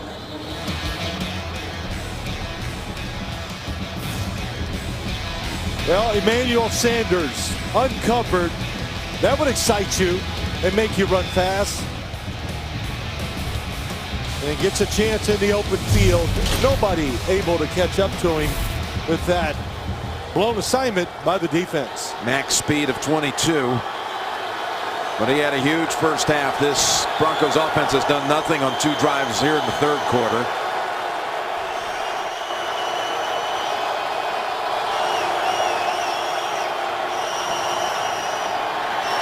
Osweiler goes back to Sanders and a diving grab. There he is. And he may have fallen on the football. 29 here, Phil. What a throw. Look at that move and patience at the line of scrimmage by Emmanuel Sanders. And Ross Cockrell, there's really nothing you can do. Osweiler threw it high and soft and dropped it straight down. Perfect throw. Great route by Sanders. Sanders and Brown putting on quite a show, as they used to when they were on the same side. Mike Wallace was the third member of what they called the Young Money crew here in Pittsburgh. Osweiler goes to Thomas. Well, he caught it, but I don't think he was in bounds when he did. They still haven't ruled on it.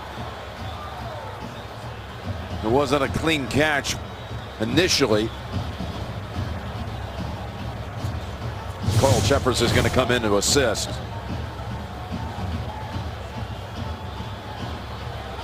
Well, I'll tell you what, that's pretty impressive. Got those footwork. feet down. The football still secure.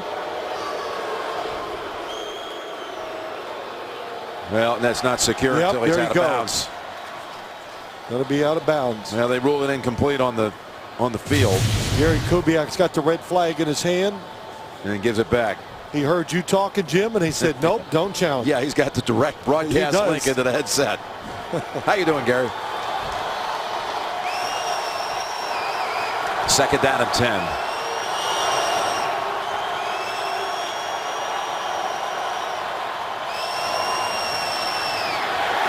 And the Steelers plug that hole. Hillman, no gain.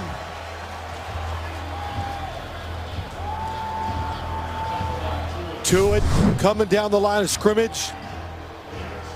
So important for the 3 front defensive guys, Tuitt, McClendon, and Hayward, to really play the plays just like we saw there to free up the linebackers so they can run and make the tackles. 8 out of 8 on third down in the first half. 0 for 2 here in the third quarter. Sanders is back on the field. Osweiler's in trouble from behind. They don't get to him in time. It's broken up. Broken up by Mike Mitchell. That pass was headed toward Andre Caldwell. Mitchell made the play. Watch Osweiler in the pocket. Great job of moving around. He's in great position, makes a good throw, but Mitchell reading the quarterback, using his experience, and breaks it up. And Antonio Brown stands back at the 10. He's already had a punt return for a touchdown this year, which gives him a touchdown return, that is, in each of the last 3 seasons. They have a chance to return this one. He can get the edge. There's no flag on that block, and there goes Brown. Now it comes out. It wasn't right away, but there's a flag down back at the 6. 42-yard punt, 21-yard return, and the penalty is going to bring this back and put the Steelers inside the 5-yard line.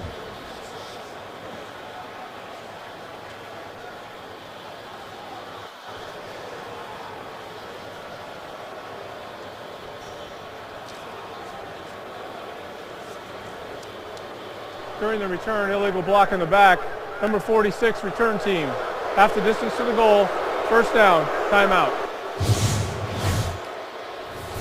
It's called on Aaron Brewer. I didn't even see him near it. Today's Next Gen Stats presented by Esurance, auto and home insurance for the modern world. Let me correct the penalty was on 46 here. Will Johnson blocking the back, and it sure looked like it live. And then they finally threw the flag. A couple of Bronco players are down there and colliding at the same time. Here's D'Angelo Williams. It was a good call. Definitely a block in the back. It's got to give a lot of credit to the Steeler defense, what they're doing here in the second half, and also to Ben Roethlisberger hanging in there and making a lot of tough throws. And what we said coming into this game is really holding true. If you give him any window and any amount of time, he is not missing with the football. That touchdown he threw on the last possession made it 38 consecutive home games he's thrown a touchdown pass. That's the 4th all-time streak in the league history. From the end zone. Look at Bryant. He does. Well, they marked him out of bounds. They said he had a foot out of bounds. Almost able to shake off Talib. So the foot was out of bounds, so it'll be a 3rd down play on the way. Well, he's a big receiver. You play off and give him a little room and watch the foot, and it just hits the white. Yep. But, you know, going back to Ben Roethlisberger, just to say this, the way he throws, the Steeler coaches admit they've never been around anybody hotter than him and more in tune and just more relaxed and has unbelievable rhythm throwing the football, and it can change speeds. That's the biggest thing. If he needs to throw it hard, he can put mustard on it and get it there. Well, let's see what he does here.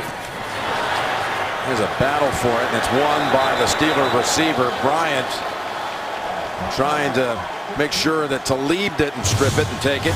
First down. Well, you see what they're doing, Jim. They're moving them in motion. The timing was perfect. Talib read it, but the throw is perfect. And watch how he sits on the back foot.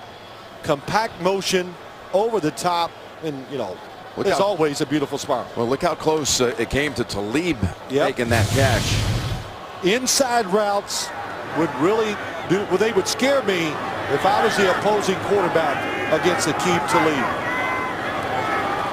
Here's the blitz. Roethlisberger pass wide of the mark for Bryant. You were talking about the throws and how much he's impressed you today. And you used the word tough. People always use that word when talking about Ben. Overused. So, but when we asked him this week, where do you get your toughness from? He said, you know, I'd have to say my grandmother. My grandmother. You know, I'm kind of was raised a country boy, suck it up kind of a guy. And his grandmother, Audrey Roethlisberger, says she's the one. She's passing it down the line, and he is tough, and he has no fear in the pocket, as we would call, or as my old coach would say, no cabin fever. Doesn't get worried and nervous when people are around him. Number 77 offense, 5-yard penalty, 2nd down. I think that's just part of being a quarterback here in Pittsburgh, isn't it? You got to be a tough guy. You know, the weather, the history of the football team. And of course, you think about Terry Bradshaw, Bobby Lane, and just, of course, just the city. They demand it from their quarterback. 2nd and 15. Nice snag by Brown. Boy, he just took it off the shoelaces.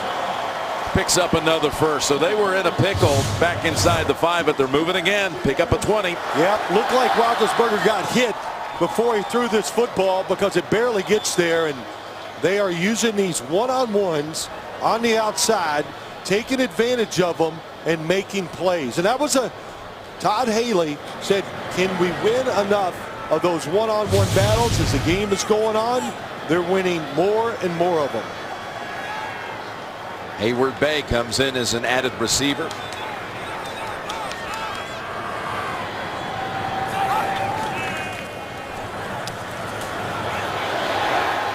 And tackled down by Shane Ray. Antonio Brown with 10 catches, 116 yards. Consecutive seasons with 1,500 yards. Well, he's just accomplished back-to-back on that last 20-yard connection a couple of plays ago. It's all time. Look at that distinguished company. Well, he deserves to be in it. Hard worker, knows all the positions on the field. 2nd and 10. And Brown. Now you know this guy, he's had all these 100-catch seasons, 3 in a row. But you thought maybe wouldn't post these eye-popping numbers against this defense. Well, you know what? The routes that we talked about early in the game, these quick routes outside, just like that one, the last couple we have seen. That's what he's good at, and the timing by the quarterback and him right now is perfect. 3rd and 5. Go back to what Richard Sherman told us when we're getting ready for the Seattle game. He says, I look at all the film and all these DBs give him too much space at the line of scrimmage. They're going back to him and it's incomplete. Good coverage, good point. Richard Sherman was right. But what they're finding out, this Denver defense, good coverage on the outside. And really kind of just a hope throw by Ben Roethlisberger. Number 84 knows he's covered. Chris Harris read the route. He broke it off, but they can't get the completion. Norwood with the low punt, backs it off. Back short punt too. And then it's picked up by Norwood. He played possum. And look at him go. Weaving to the outside. He's got a chance to take it. Norwood all the way to the end zone with a flag down at the other end of the field.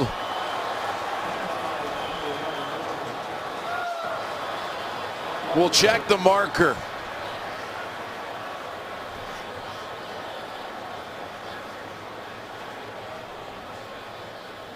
Jordan Norwood.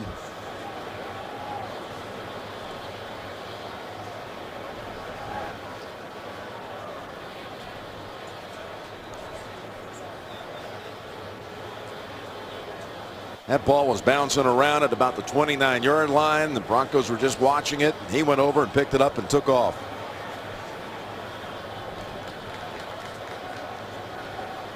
The penalty marker is not anywhere close to where the action was. It's on the far side of the field. After the kick was picked up by the return team came off the bench and onto the field. Oh. That's illegal substitution. That foul will be enforced from where they came on the field. First down. So the Broncos on the sideline had given up on the play as well. Thought the play was over. They came out onto the field before the whistle blew. So watch the Bronco sideline at the top. Here they are. You can see right there to the top. Look at all the people on the field.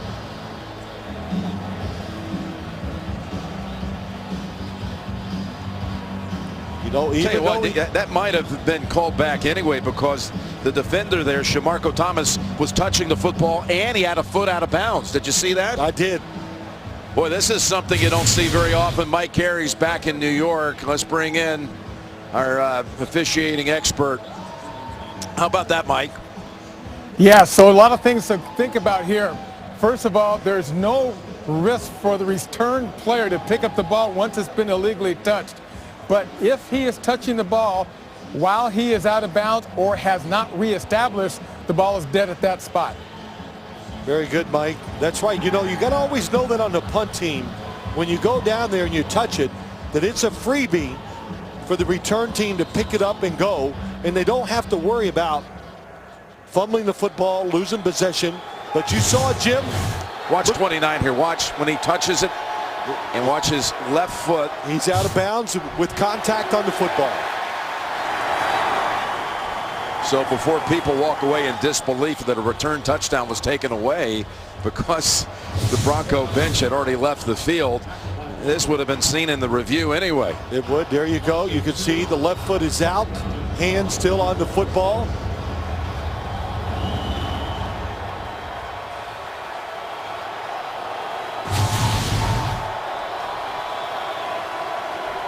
Well, what a different half for the Steelers defense. Challenging the receivers in winning so far. Second and 12, ball batted in the air, incomplete. Tipped by Moats. And even as I look down on the field from up here in the booth, you can tell they're more urgent, closer to the line of scrimmage, and just refusing to give up the easy throws. This is the fourth possession of the quarter for Denver. They punted the first 3 times. They managed 46 yards in this quarter after 295 in the first half. 3rd and 12, and they've got Osweiler inside the 20. Hayward along with Jarvis Jones. And now they're jawing.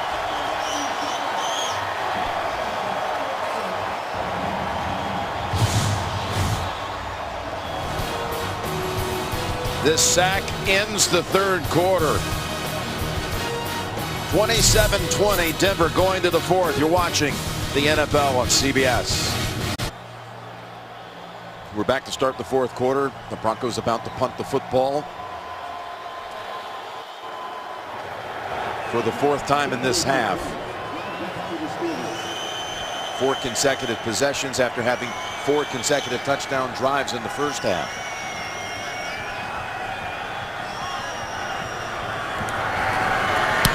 Remember, it's a 7-point margin, and that includes Denver having missed a PAT. Otherwise, it could have been 8.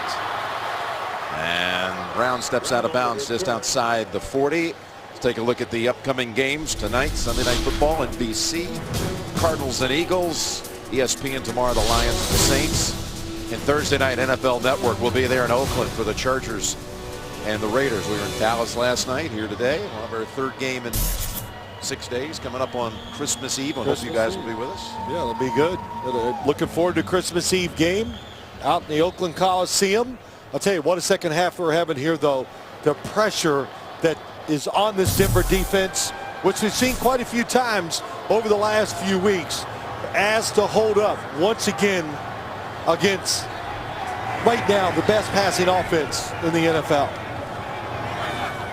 A lot of plays for this Denver defense here in the second half. Wide open. Brown for another 12.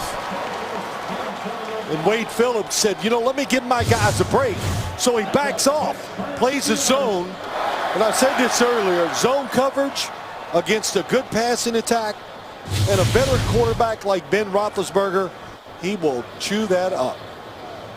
12 receptions for Brown in the game for 132.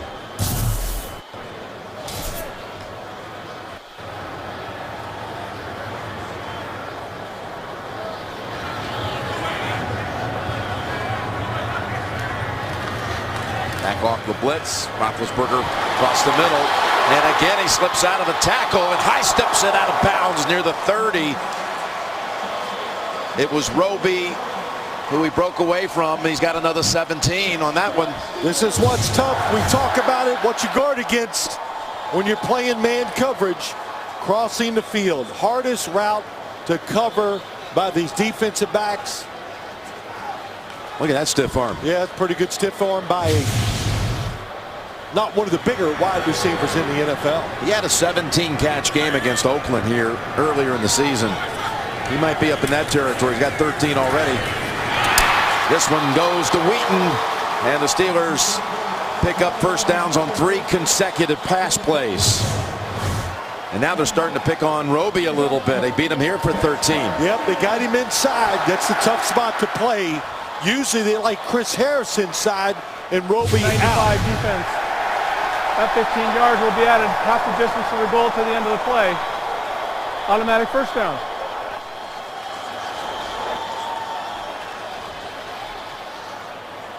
You got to give a lot of credit to this offensive line. It's a roughing the passer call here against Malik Jackson. Oof. He did hit the face mask of Roethlisberger, but I've never seen Roethlisberger go down so easy. So good job of acting, but the blow to the face mask that's enough to get a penalty. 9 yards away, plus an extra point from tying at Roethlisberger. And that's only for a yard. Wheaton for 1.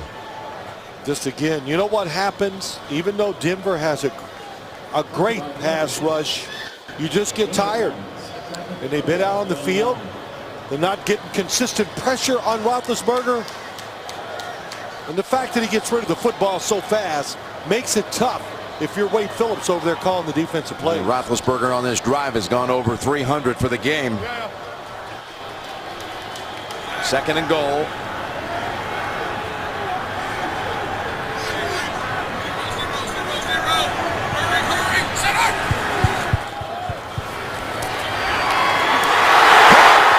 Touchdown. Pay dirt for Pittsburgh. And again, it was Roby who tried to defend, but Wheaton stayed with it. 9-yard touchdown, an extra point on the way that would tie it. We're seeing this a lot. The quick throws on the money, the catches in the slot, but the strength grabs it. Wheaton, big receiver, hard to bring him down.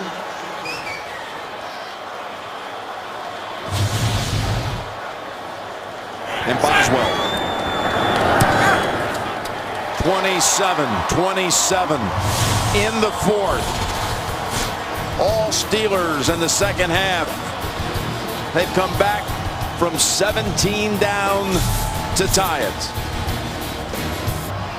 Terrible towels out in full force as the Steelers shifted momentum coming out of the locker room at halftime. Roethlisberger again feeding that talented trio that's the best in the league, the most receiving yards of any trio in the league. Well, it used to be the terrible towels came out for the run game and the great defense. Yep. And now it's for that trio, the quarterback. And how about this offensive line, what they've done here in the 2nd half? Well, you know the Steelers are going to throw it. Denver still can't get constant pressure on Roethlisberger. The receiving yards for the 3 added up to 288 so far in this game.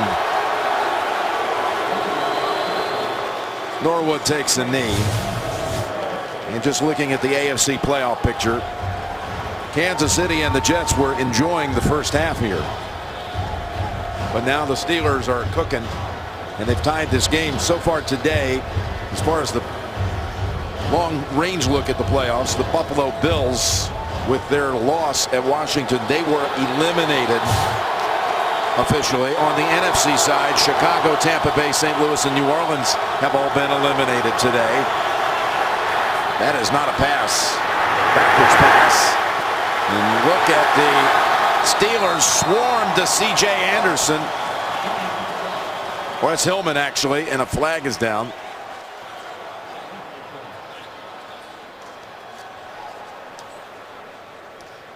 Prior to the pass, holding, number 48 defense, 5-yard penalty automatic, 1st down. But Dupree's infraction gives the Broncos a 1st down. Hey, reminder, the Sun Bowl next Saturday on CBS. Miami and Washington State. That long-time relationship continues. The Sun Bowl and CBS from El Paso. 1st down. And that's Vernon Davis with his 1st catch of the game. Goes for 5. How does this team rekindle what they were doing in the first half, talking about the Broncos offense? Yeah, listen, it's not easy. Gary Kubiak, what you do in a situation like this, you'd like to show the defense something they haven't seen already. In other words, get them thinking instead of just letting them fly around. But the biggest thing of all, looks like they're going to have to do it with the pass. And they got to protect Brock Osweiler. Takes it from under center on 2nd and 5, and incomplete, and Thomas is pointing around and no one's listening. Well, the thought was good, the execution was not. Brock Osweiler trying to throw it behind Demaryius Thomas.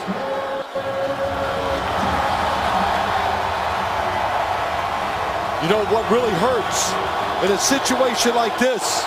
They rely on moving the quarterback so much, but they have not done that today because you can't do it against the outside linebackers of the Pittsburgh Steelers. Can they convert for the first time in the half on 3rd down? They need 5. It's intercepted. No! Golden had it for a moment. Stepped right in front of Caldwell. Incomplete. It was an excellent read by Brock Osweiler. The double coverage underneath. But you said it, Robert Golden read it, cut underneath, just couldn't make the catch. Golden had his first career interception just last week down in Cincinnati. Now the Broncos cannot get away from the Steelers defense. What a change. Colquitt didn't catch that one. And Barrett downs it. Good starting point coming up for Pittsburgh. Only a 33-yard punt. Roethlisberger with 2 touchdown passes in the second half. And the game is tied at 27. The NFL on CBS is sponsored by State Farm. Find your agent at statefarm.com. Wendy's. And by Cialis.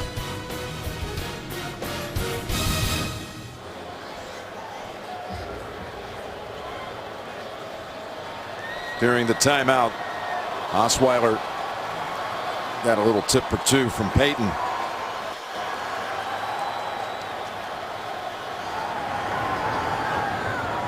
As the Broncos have not produced any points here in the second half. Over to Bryant. And they swing him down. That's Bruton. Holds him to 1. Isn't it amazing? First half, Denver couldn't be stopped. Pittsburgh couldn't cover anything. Guys were wide open. And we have seen the exact opposite here in the second half. That's amazing what happens in the league these days. It's such a passing league. You can overcome these huge deficits. And they were down 17. The Giants were down 28 today, and they were able to pull even with Carolina before losing on a late field goal. Roethlisberger just throws that away. There is a flag down. Holding. Number 72 offense. 10-yard penalty. 2nd down. That's the center, Cody Wallace. You know, Jim, it comes down to this. It's the quarterbacks are better than ever. We got so many good wide receivers in the variety of plays that are thrown at these defenses in the NFL now. That's why you see some of these incredible numbers. You see big comebacks, and we see it so much you can't be surprised. 2nd and 19.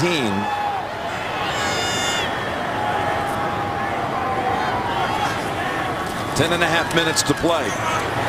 Gave him the protection again. Swing it over to D'Angelo Williams. And 2 Broncos are there to meet him at the 35. I went down on the field. I saw Peyton during warm-ups. He said, "What's going on in some of the games right now?" He said, "How's my brother and how are the Giants doing?" I said, "They're getting killed." It's 35. Really? I said it's 35-7. Oh. I said, "Oh." I didn't even provide any. I didn't give him any details. I said, "Cam's having a huge game." About 30 minutes later, it's 35-35.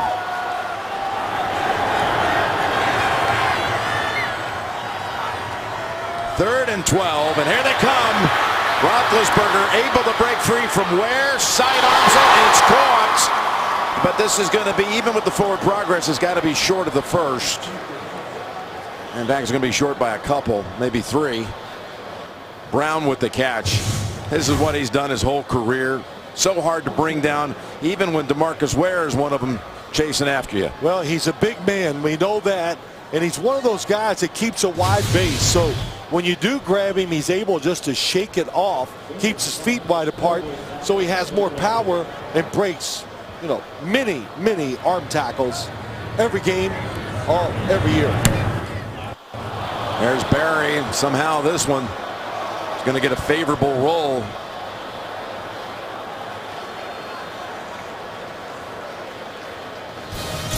Not a lot of style points on that 40-yard punt, but the Broncos will start inside the 20.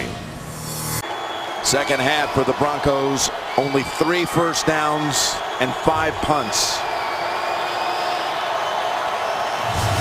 The series begins at the 16. 9 minutes to go. And that ball's on the ground, but Osweiler, as he did early in the game, had a couple of mishandles. This one too slipped away, but he recovers it, loss of 4. Well, goes straight down. Looks like it came up just short, but again, I think it's when it, like I said, I did it a lot myself. When that football falls down, they're going to blame the quarterback. Stay in there, get both hands on it before you move. 2nd and 13. Daniels to the 20. Peyton Manning returned to practice this week. Practiced a couple of days. Foot was sore, so he sat out Friday. What do you think is going to happen the rest of the way? This story that gets played out on a daily basis. Every day. You know, here's what's going to happen. When Peyton Manning is fully healthy and practices and shows he's ready to come back and be the starting quarterback, then you evaluate where everything is at with Brock Osweiler, the football team, how you're doing, and you make a decision. But my opinion is when he gets completely healthy and he practices and shows that he can get that rhythm back and be the quarterback that we think, that they'll put him back in the lineup. 3rd and 6.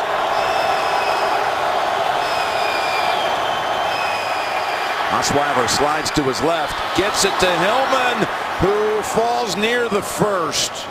In fact, they're going to give him the first down. It was a good effort by Osweiler to slide away from contact, and then Hillman to battle for the first down yardage. We got a flag. Got a flag. 10-yard penalty, half the distance to the goal, 3rd down. There's a holding call against Denver.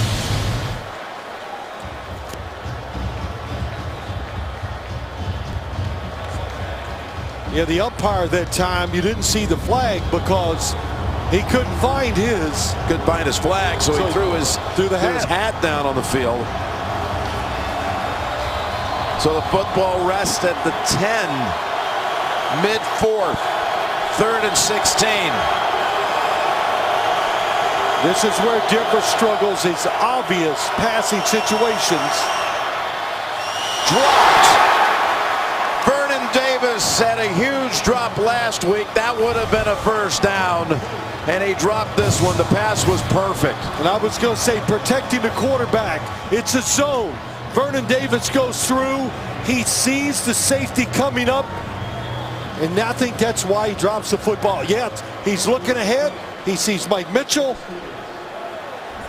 And you're right, it would have been a first down. Game changer. Unbelievable. Game changer, that play. Field position. Time.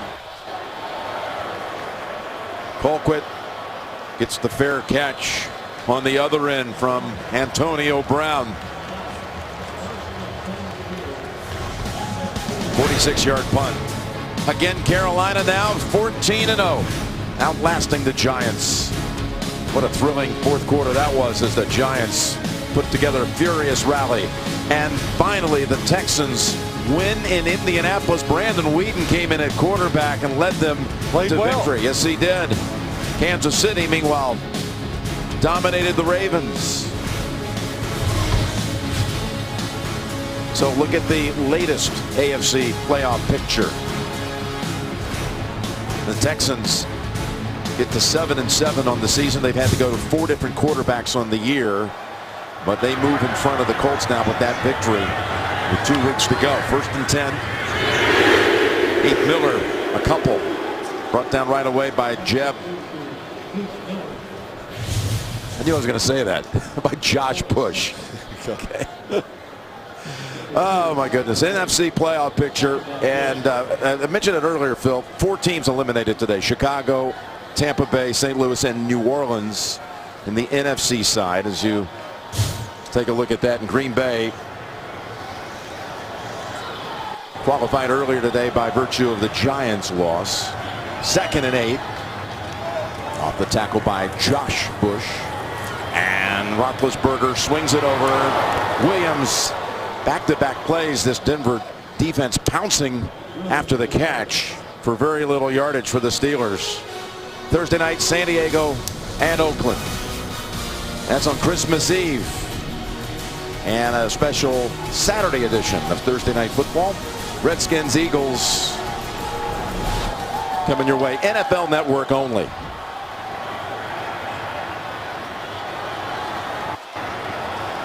Roethlisberger 10 out of 10 passing in this quarter. Oh, it looked like Wolf had jumped. He was offsides. Brown is left alone anyway for the catch. Did they blow the play dead?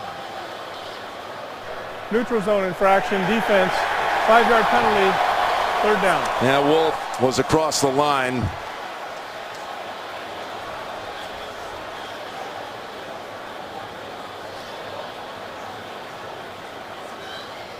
Well, it's all Derek Wolf. Boy, the Broncos all complaining that somebody on the line moved. I did not see it, but when he was in the neutral zone, the wide receiver did move.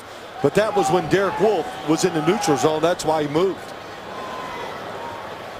So it's a 3rd and 2 now off the 5 yards. Changes everything. Bunch formation. Try to give somebody a little shield as they get down and go down the field. Roethlisberger. Players all over him, incomplete. So the Denver defense is able to make some plays. Miller was the target. Bruton on the coverage. Bruton on good coverage against Heath Miller. And boy, we talked about Roethlisberger. Can he stand in the pocket? Never once looked at anything but the receivers. Watch 83 in the middle of your screen. Trying to do a move, and David Bruton. The cover tight ends. I saw him do a good job against Antonio Gates. Good job here today against Heath Miller. KO is the returner. He runs away from it. And it's out of bounds at about the 12. 5.5 remaining. Back the football goes to the Broncos. The NFL on CBS is sponsored by FedEx. How the holidays arrive. And by K Jewelers. Every kiss begins with K.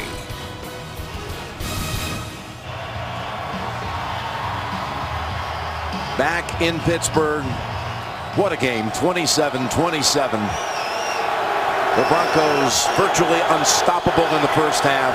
Have managed only 50 offensive yards in the second half. They're coming out throwing. And they've got a completion to Norwood. Somersault tackle by Gay. And that gets him a little breathing room. Gain of 13. Good job. The initial coverage is good. And Brock Osweiler, you know, all the experience he's gaining now, sees a little running lane, move to throw the football. And Pittsburgh has changed the way they play defense here in the second half. They're playing tighter. So you can keep the tight end and running back in there, giving some extra protection if you want to throw it down the field. Allen butts heads with Will Allen. We'll give him 3. And for those of you expecting to see 60 minutes, you're watching the NFL on CBS. The Broncos and the Steelers in a tie game. Jim Nantz, Phil Simms, Tracy Wolfson. 60 minutes will be seen in its entirety immediately following this game, except on the West Coast. Just moved a yard ahead of their penalty yards in this half. 2nd and 7. The play action are coming after him. Breaks the tackle, fires it, and it is picked off by Shazier.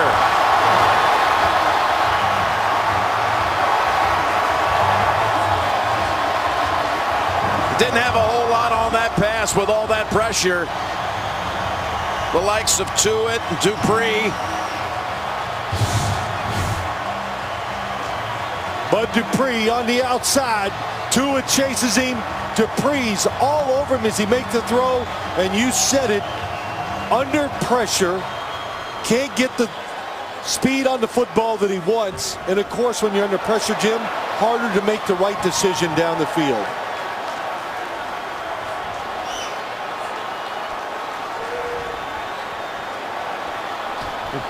Mike Tomlin playing to the cameras. From the 37 of the Broncos. Quick pass. They keep breaking that first tackle, don't they? Gain of 9. He got away from Talib. The first contact, and he's limping. Regional action next Sunday, including the Patriots and the Jets. All beginning with JB and the crew in the NFL today at 12 noon Eastern on CBS. This game looks just like last week's game against the Oakland Raiders. They dominated in the first half. The Denver Broncos did, really on both sides of the ball, and couldn't do it in the second half. That's Williams picking up the first down. Well, they got shut out last week in the second half. They've been blanked here in this half, talking about Denver. They've been outscored 29-0 over the course of the last 2 games in the second half. Just too much pressure on the defense. The defense, this has not been a bad second half by the Denver defense, but it seems like all we've been watching is Steeler offense, Denver defense here in the second half, and Ben Roethlisberger, Todd Haley, the offensive coordinator, now playing the down and distance and the clock and the time of the game. Well done. First down with 3.5 to go. Fires it. Touchdown. Again, it's Brown. Antonio Brown having another monster performance. 23-yard touchdown. These receivers, they know all you got to do is give our quarterback just a little window. Watch him just sit back in his back foot, and he just rips it. And Antonio Brown gets inside. There's a safety in the middle, but when you're throwing the ball like this Ben Roethlisberger is, not much you can do on the defensive side. And Chris Harris, one of the absolute best in the league. He's been turned around like he hasn't seen. I don't know if he ever has in his career. Had a day quite like this. Well, beaten for a second time for a touchdown. Antonio Brown on the outside is just going to run a skinny route here. Here's the safety, never gets over there. So watch, even though he releases inside, Ben Roethlisberger just sets, watch the quarterback now, just let it go. And the window is tight. Made it look easy, didn't he? Antonio makes a lot of things look easy. Well, I'm talking about him and the quarterback. And Roethlisberger. But Brown, he puts up these catch games like this, 15 receptions now. He had that 17 catch game against Oakland. That's what I've been watching and seeing for many weeks from Ben Roethlisberger. Just one good throw after another. And of course, you know, Jim, you and I have talked about this. This Steeler offense, the talent, it's there, but the scheme is outstanding also. So when you put those two things together in the NFL, you usually get greatness. And that's what we watch, or watch it again, when you talk about the Steelers offense.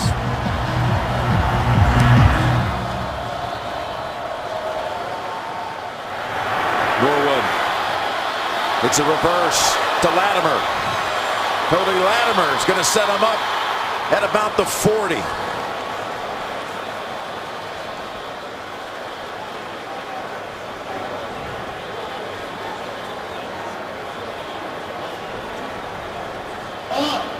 Do you think this injury late in the second quarter on the left shoulder has impacted the Osweiler and this Bronco offense in the second half? No, I do not. I do not. I don't see any hesitation in his throws.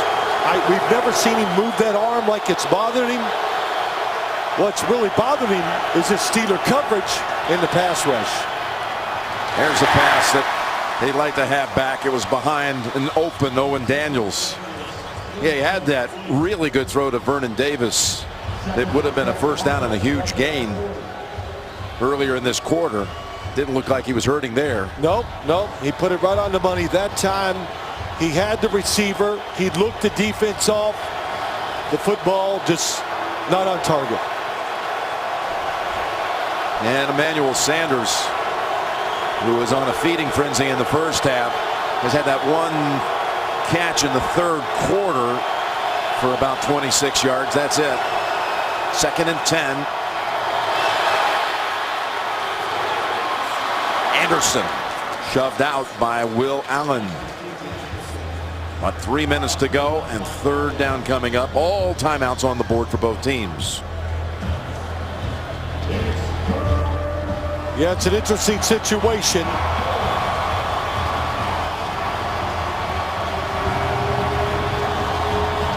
Just thinking ahead, I think if Gary Kubiak, if they don't get this here, I think they would punt the football and use their timeouts, a 2-minute warning to get one more chance. Cameron Hayward shaken up. The Steeler fine defensive lineman. And he's going to be helped to the sideline.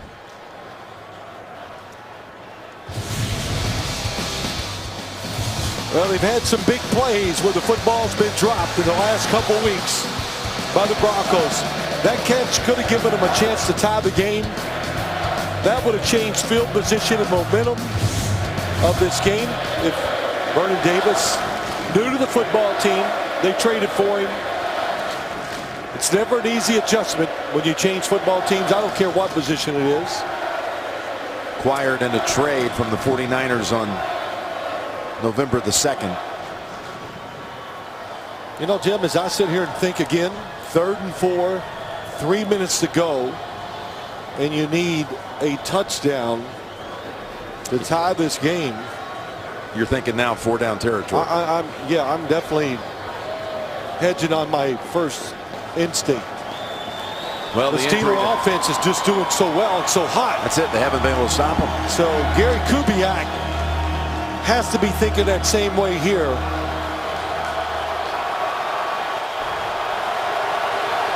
Need to get to the 50 for the first. Haven't been in Pittsburgh territory this entire half.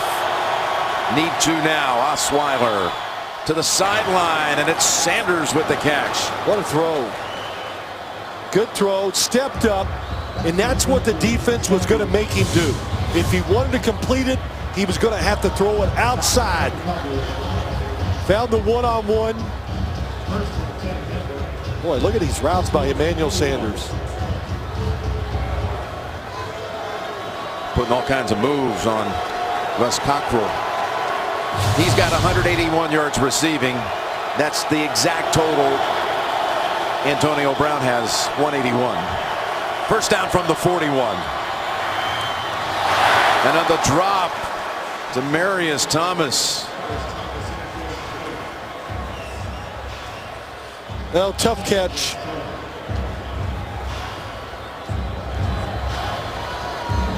I don't know if I would throw it into the drop category. You want to reconsider? Well, yeah, I do. Okay. I got more information, so I changed my opinion. Yeah, that's right. A little visual evidence. Yeah, that'll turn you. Thomas has one catch this half. Should have had a second. 2nd and 10. Osweiler steps around the contact and slides for 5. And now they've got another 3rd and 5 on the way. Well, there's no question now they're in 4-down territory. They're thinking that way. And I'm sure Gary Kubiak is relaying that message to Brock Osweiler. Knowing the situation, don't take a sack. You have 2 downs to pick up these 5 yards. With 2:20 to play. Timeout Steelers.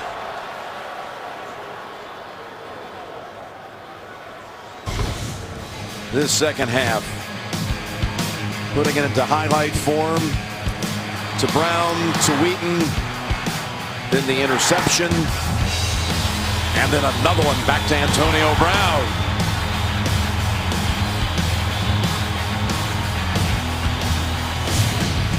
Man, I'll tell you, that's about as excited as I've seen Ben Roethlisberger after a touchdown throw, because he knew, you know, sometimes you know as a quarterback it's a special throw. And that throw to Antonio Brown was pretty sweet.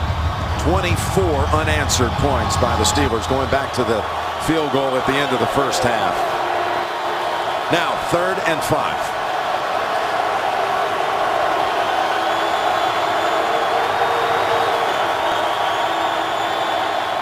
Tough pass, incomplete.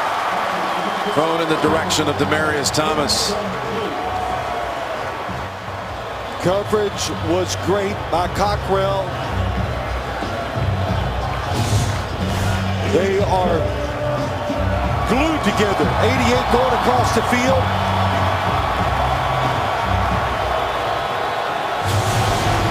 There's nothing there. Nothing there. Here we go, 4th down. Thomas and Sanders to the near side. Pass incomplete. That was going to be tough to pick up the first down had he even caught it.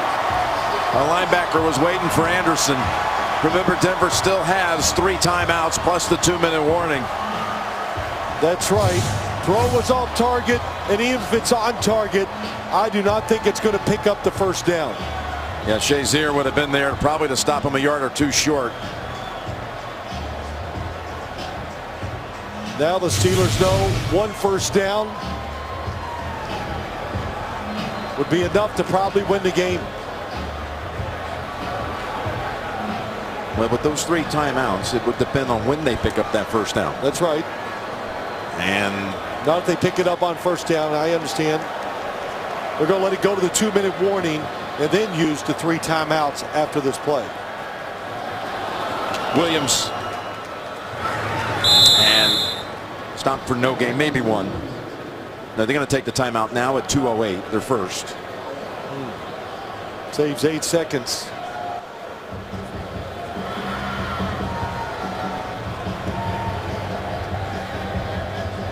But one way to do it, Gary Kubiak says, let me save every second I can and let my offense then delegate what it has to do to move the football if they get it back.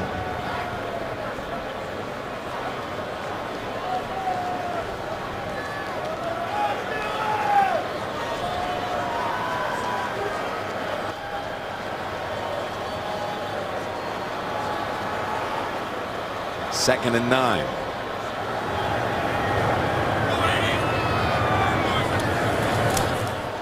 Oh, they're going to throw it here. They're coming in on him, and it is intercepted. The Broncos defense has the football, and Ben can't believe he did it. Brandon Marshall with the pick. Tried to catch him by surprise. The coverage, they wanted to go deep down the field. The coverage was there. Roethlisberger, when I saw him move, I said he'll just fall down. Right before the 2-minute warning, and then were you surprised they decided to throw in the first place? Well, they were trying to win the game. Yeah, I was surprised just because the way the Broncos offense has had so much trouble moving the ball and everything. It had been a long field if you just run the football and punt it. But that was as big as it gets. And how many times about mistakes have we seen this year? It was 1 second north of the 2-minute warning, so it allows the Broncos to have an extra play before the clock stoppage. Well, the Broncos still have 2 timeouts, 2-minute warning. You see he's looking down the field. The coverage, nope, it's not. It's there. They're still waiting upstairs to make sure that Marshall made that catch inbounds. So they're going to look at it. Possession of the football. Just pinned it against his left shoulder pad.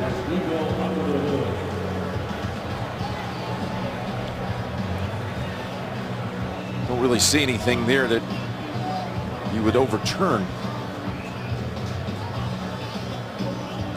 rolls over and he still has the ball pinned in the same position. So you kind of figured this is going to hold up. As a takeaway by Brandon Marshall. He knows it.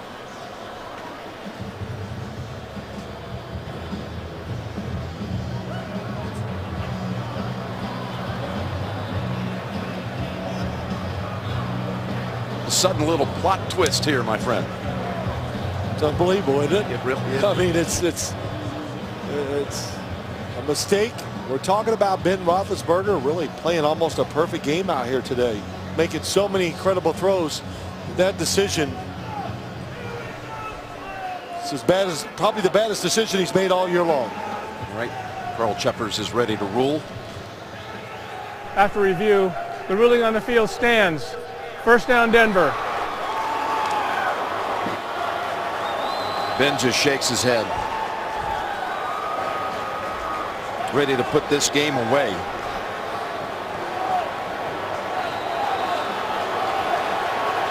"41-yard line of the Steelers. 2:01 remaining. Shotgun time for the Broncos.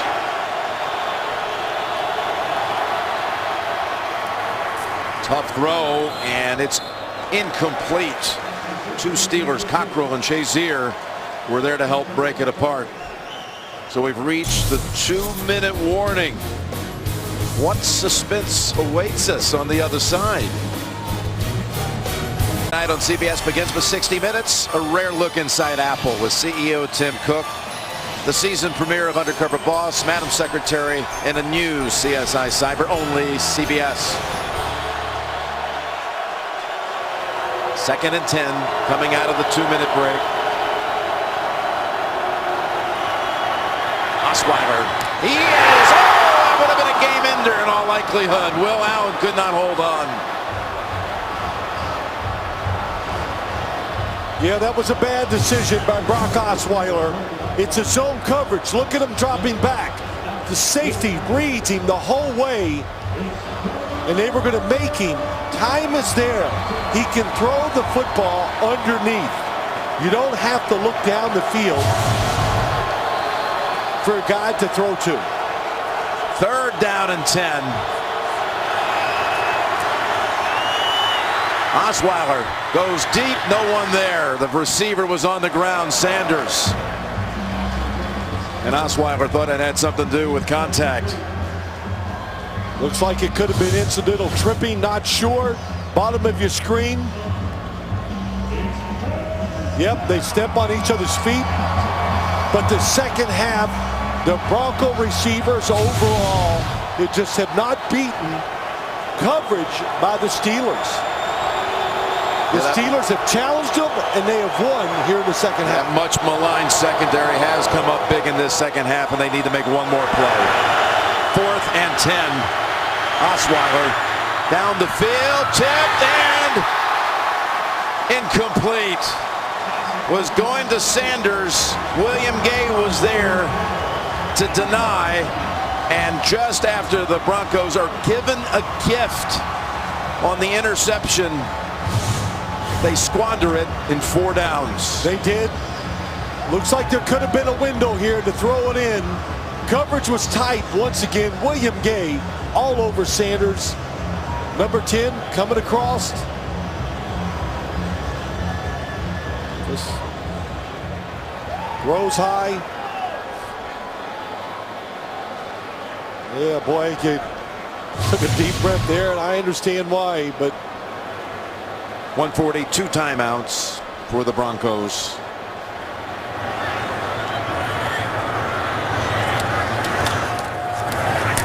Williams, who's been held in check today. That's 13 carries for 22 yards. And the timeout right away. That play took 5 seconds.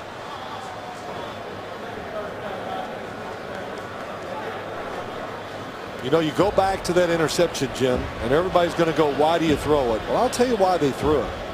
Because they have a top flight, big time NFL quarterback, and they trusted him to make the right decision. So if you can't do it with Ben Roethlisberger, who are you going to do it with? He made a huge mistake But the Steeler defense, like it's done this whole second half, came up with some more good plays. And the second half saga storyline for the Broncos continues another week. It appears 2nd and 9. Unless something really unexpected happens here. Another quick timeout. Another 5 seconds off the clock, and Denver can't stop it again. If the Broncos lose here, Phil, a couple of things get set off in motion here. New England clinches a bye into the divisional round. Kansas City would be within a game of Denver out west. Pittsburgh with a win, again assuming go on to close this out, well, they would move into the 6th spot ahead of the Jets based on common opponent tiebreaker. Well, you know, the big thing is to look to who is Denver playing these last couple games of the year. Next week they host Cincinnati. Cincinnati Bengals, which by the way clinched a playoff berth today with its win out at San Francisco. I mean, no games are given, so you look at the schedule, but it puts Denver in a worrisome situation if they do lose here, mainly because the offense, the failures in the second half. They blitz 3rd and 6. Brown closes it out with the catch. His 16th of the game. There's a blitz. How about this outside throw? This is the staple of this Pittsburgh offense. It's probably the first play they put in every year. It started with Bill Cowher when he became the head coach here in the Steelers, and every coordinator has done the same thing. Those outcuts, not many teams in the league can make those throws. The Steelers are great at it.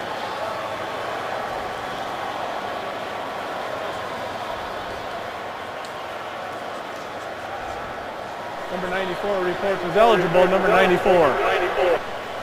Victory formation time for the Steelers to close this out.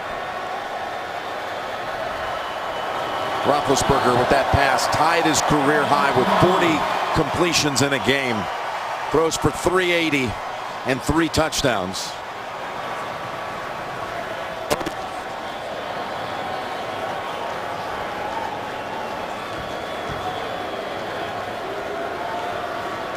The Broncos are shut out in the second half for the 3rd straight week.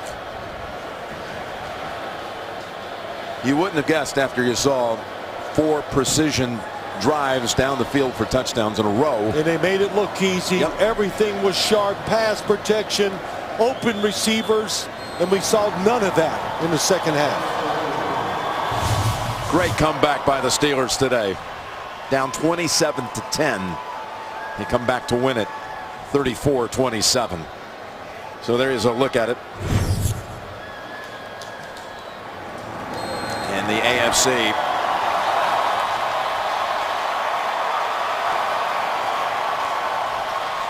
The Steelers, everybody said coming in, they're the hot team. And there'll be more talk about that heading into week 16 off of this performance. That's 10 straight December wins, by the way, for the franchise. They got to be excited. They're excited about their offense, Jim, but their defense showed some hope there in the second half. They got to carry that on for the rest of the year. 34-27 Pittsburgh victory. Alternate lineup tonight, 60 minutes. Undercover boss CSI Cyber. For Phil Tracy, this is Jim Nance saying so long from Pittsburgh. By all means, have a happy holidays, Merry Christmas. You've been watching the NFL on CBS, home of Super Bowl 50.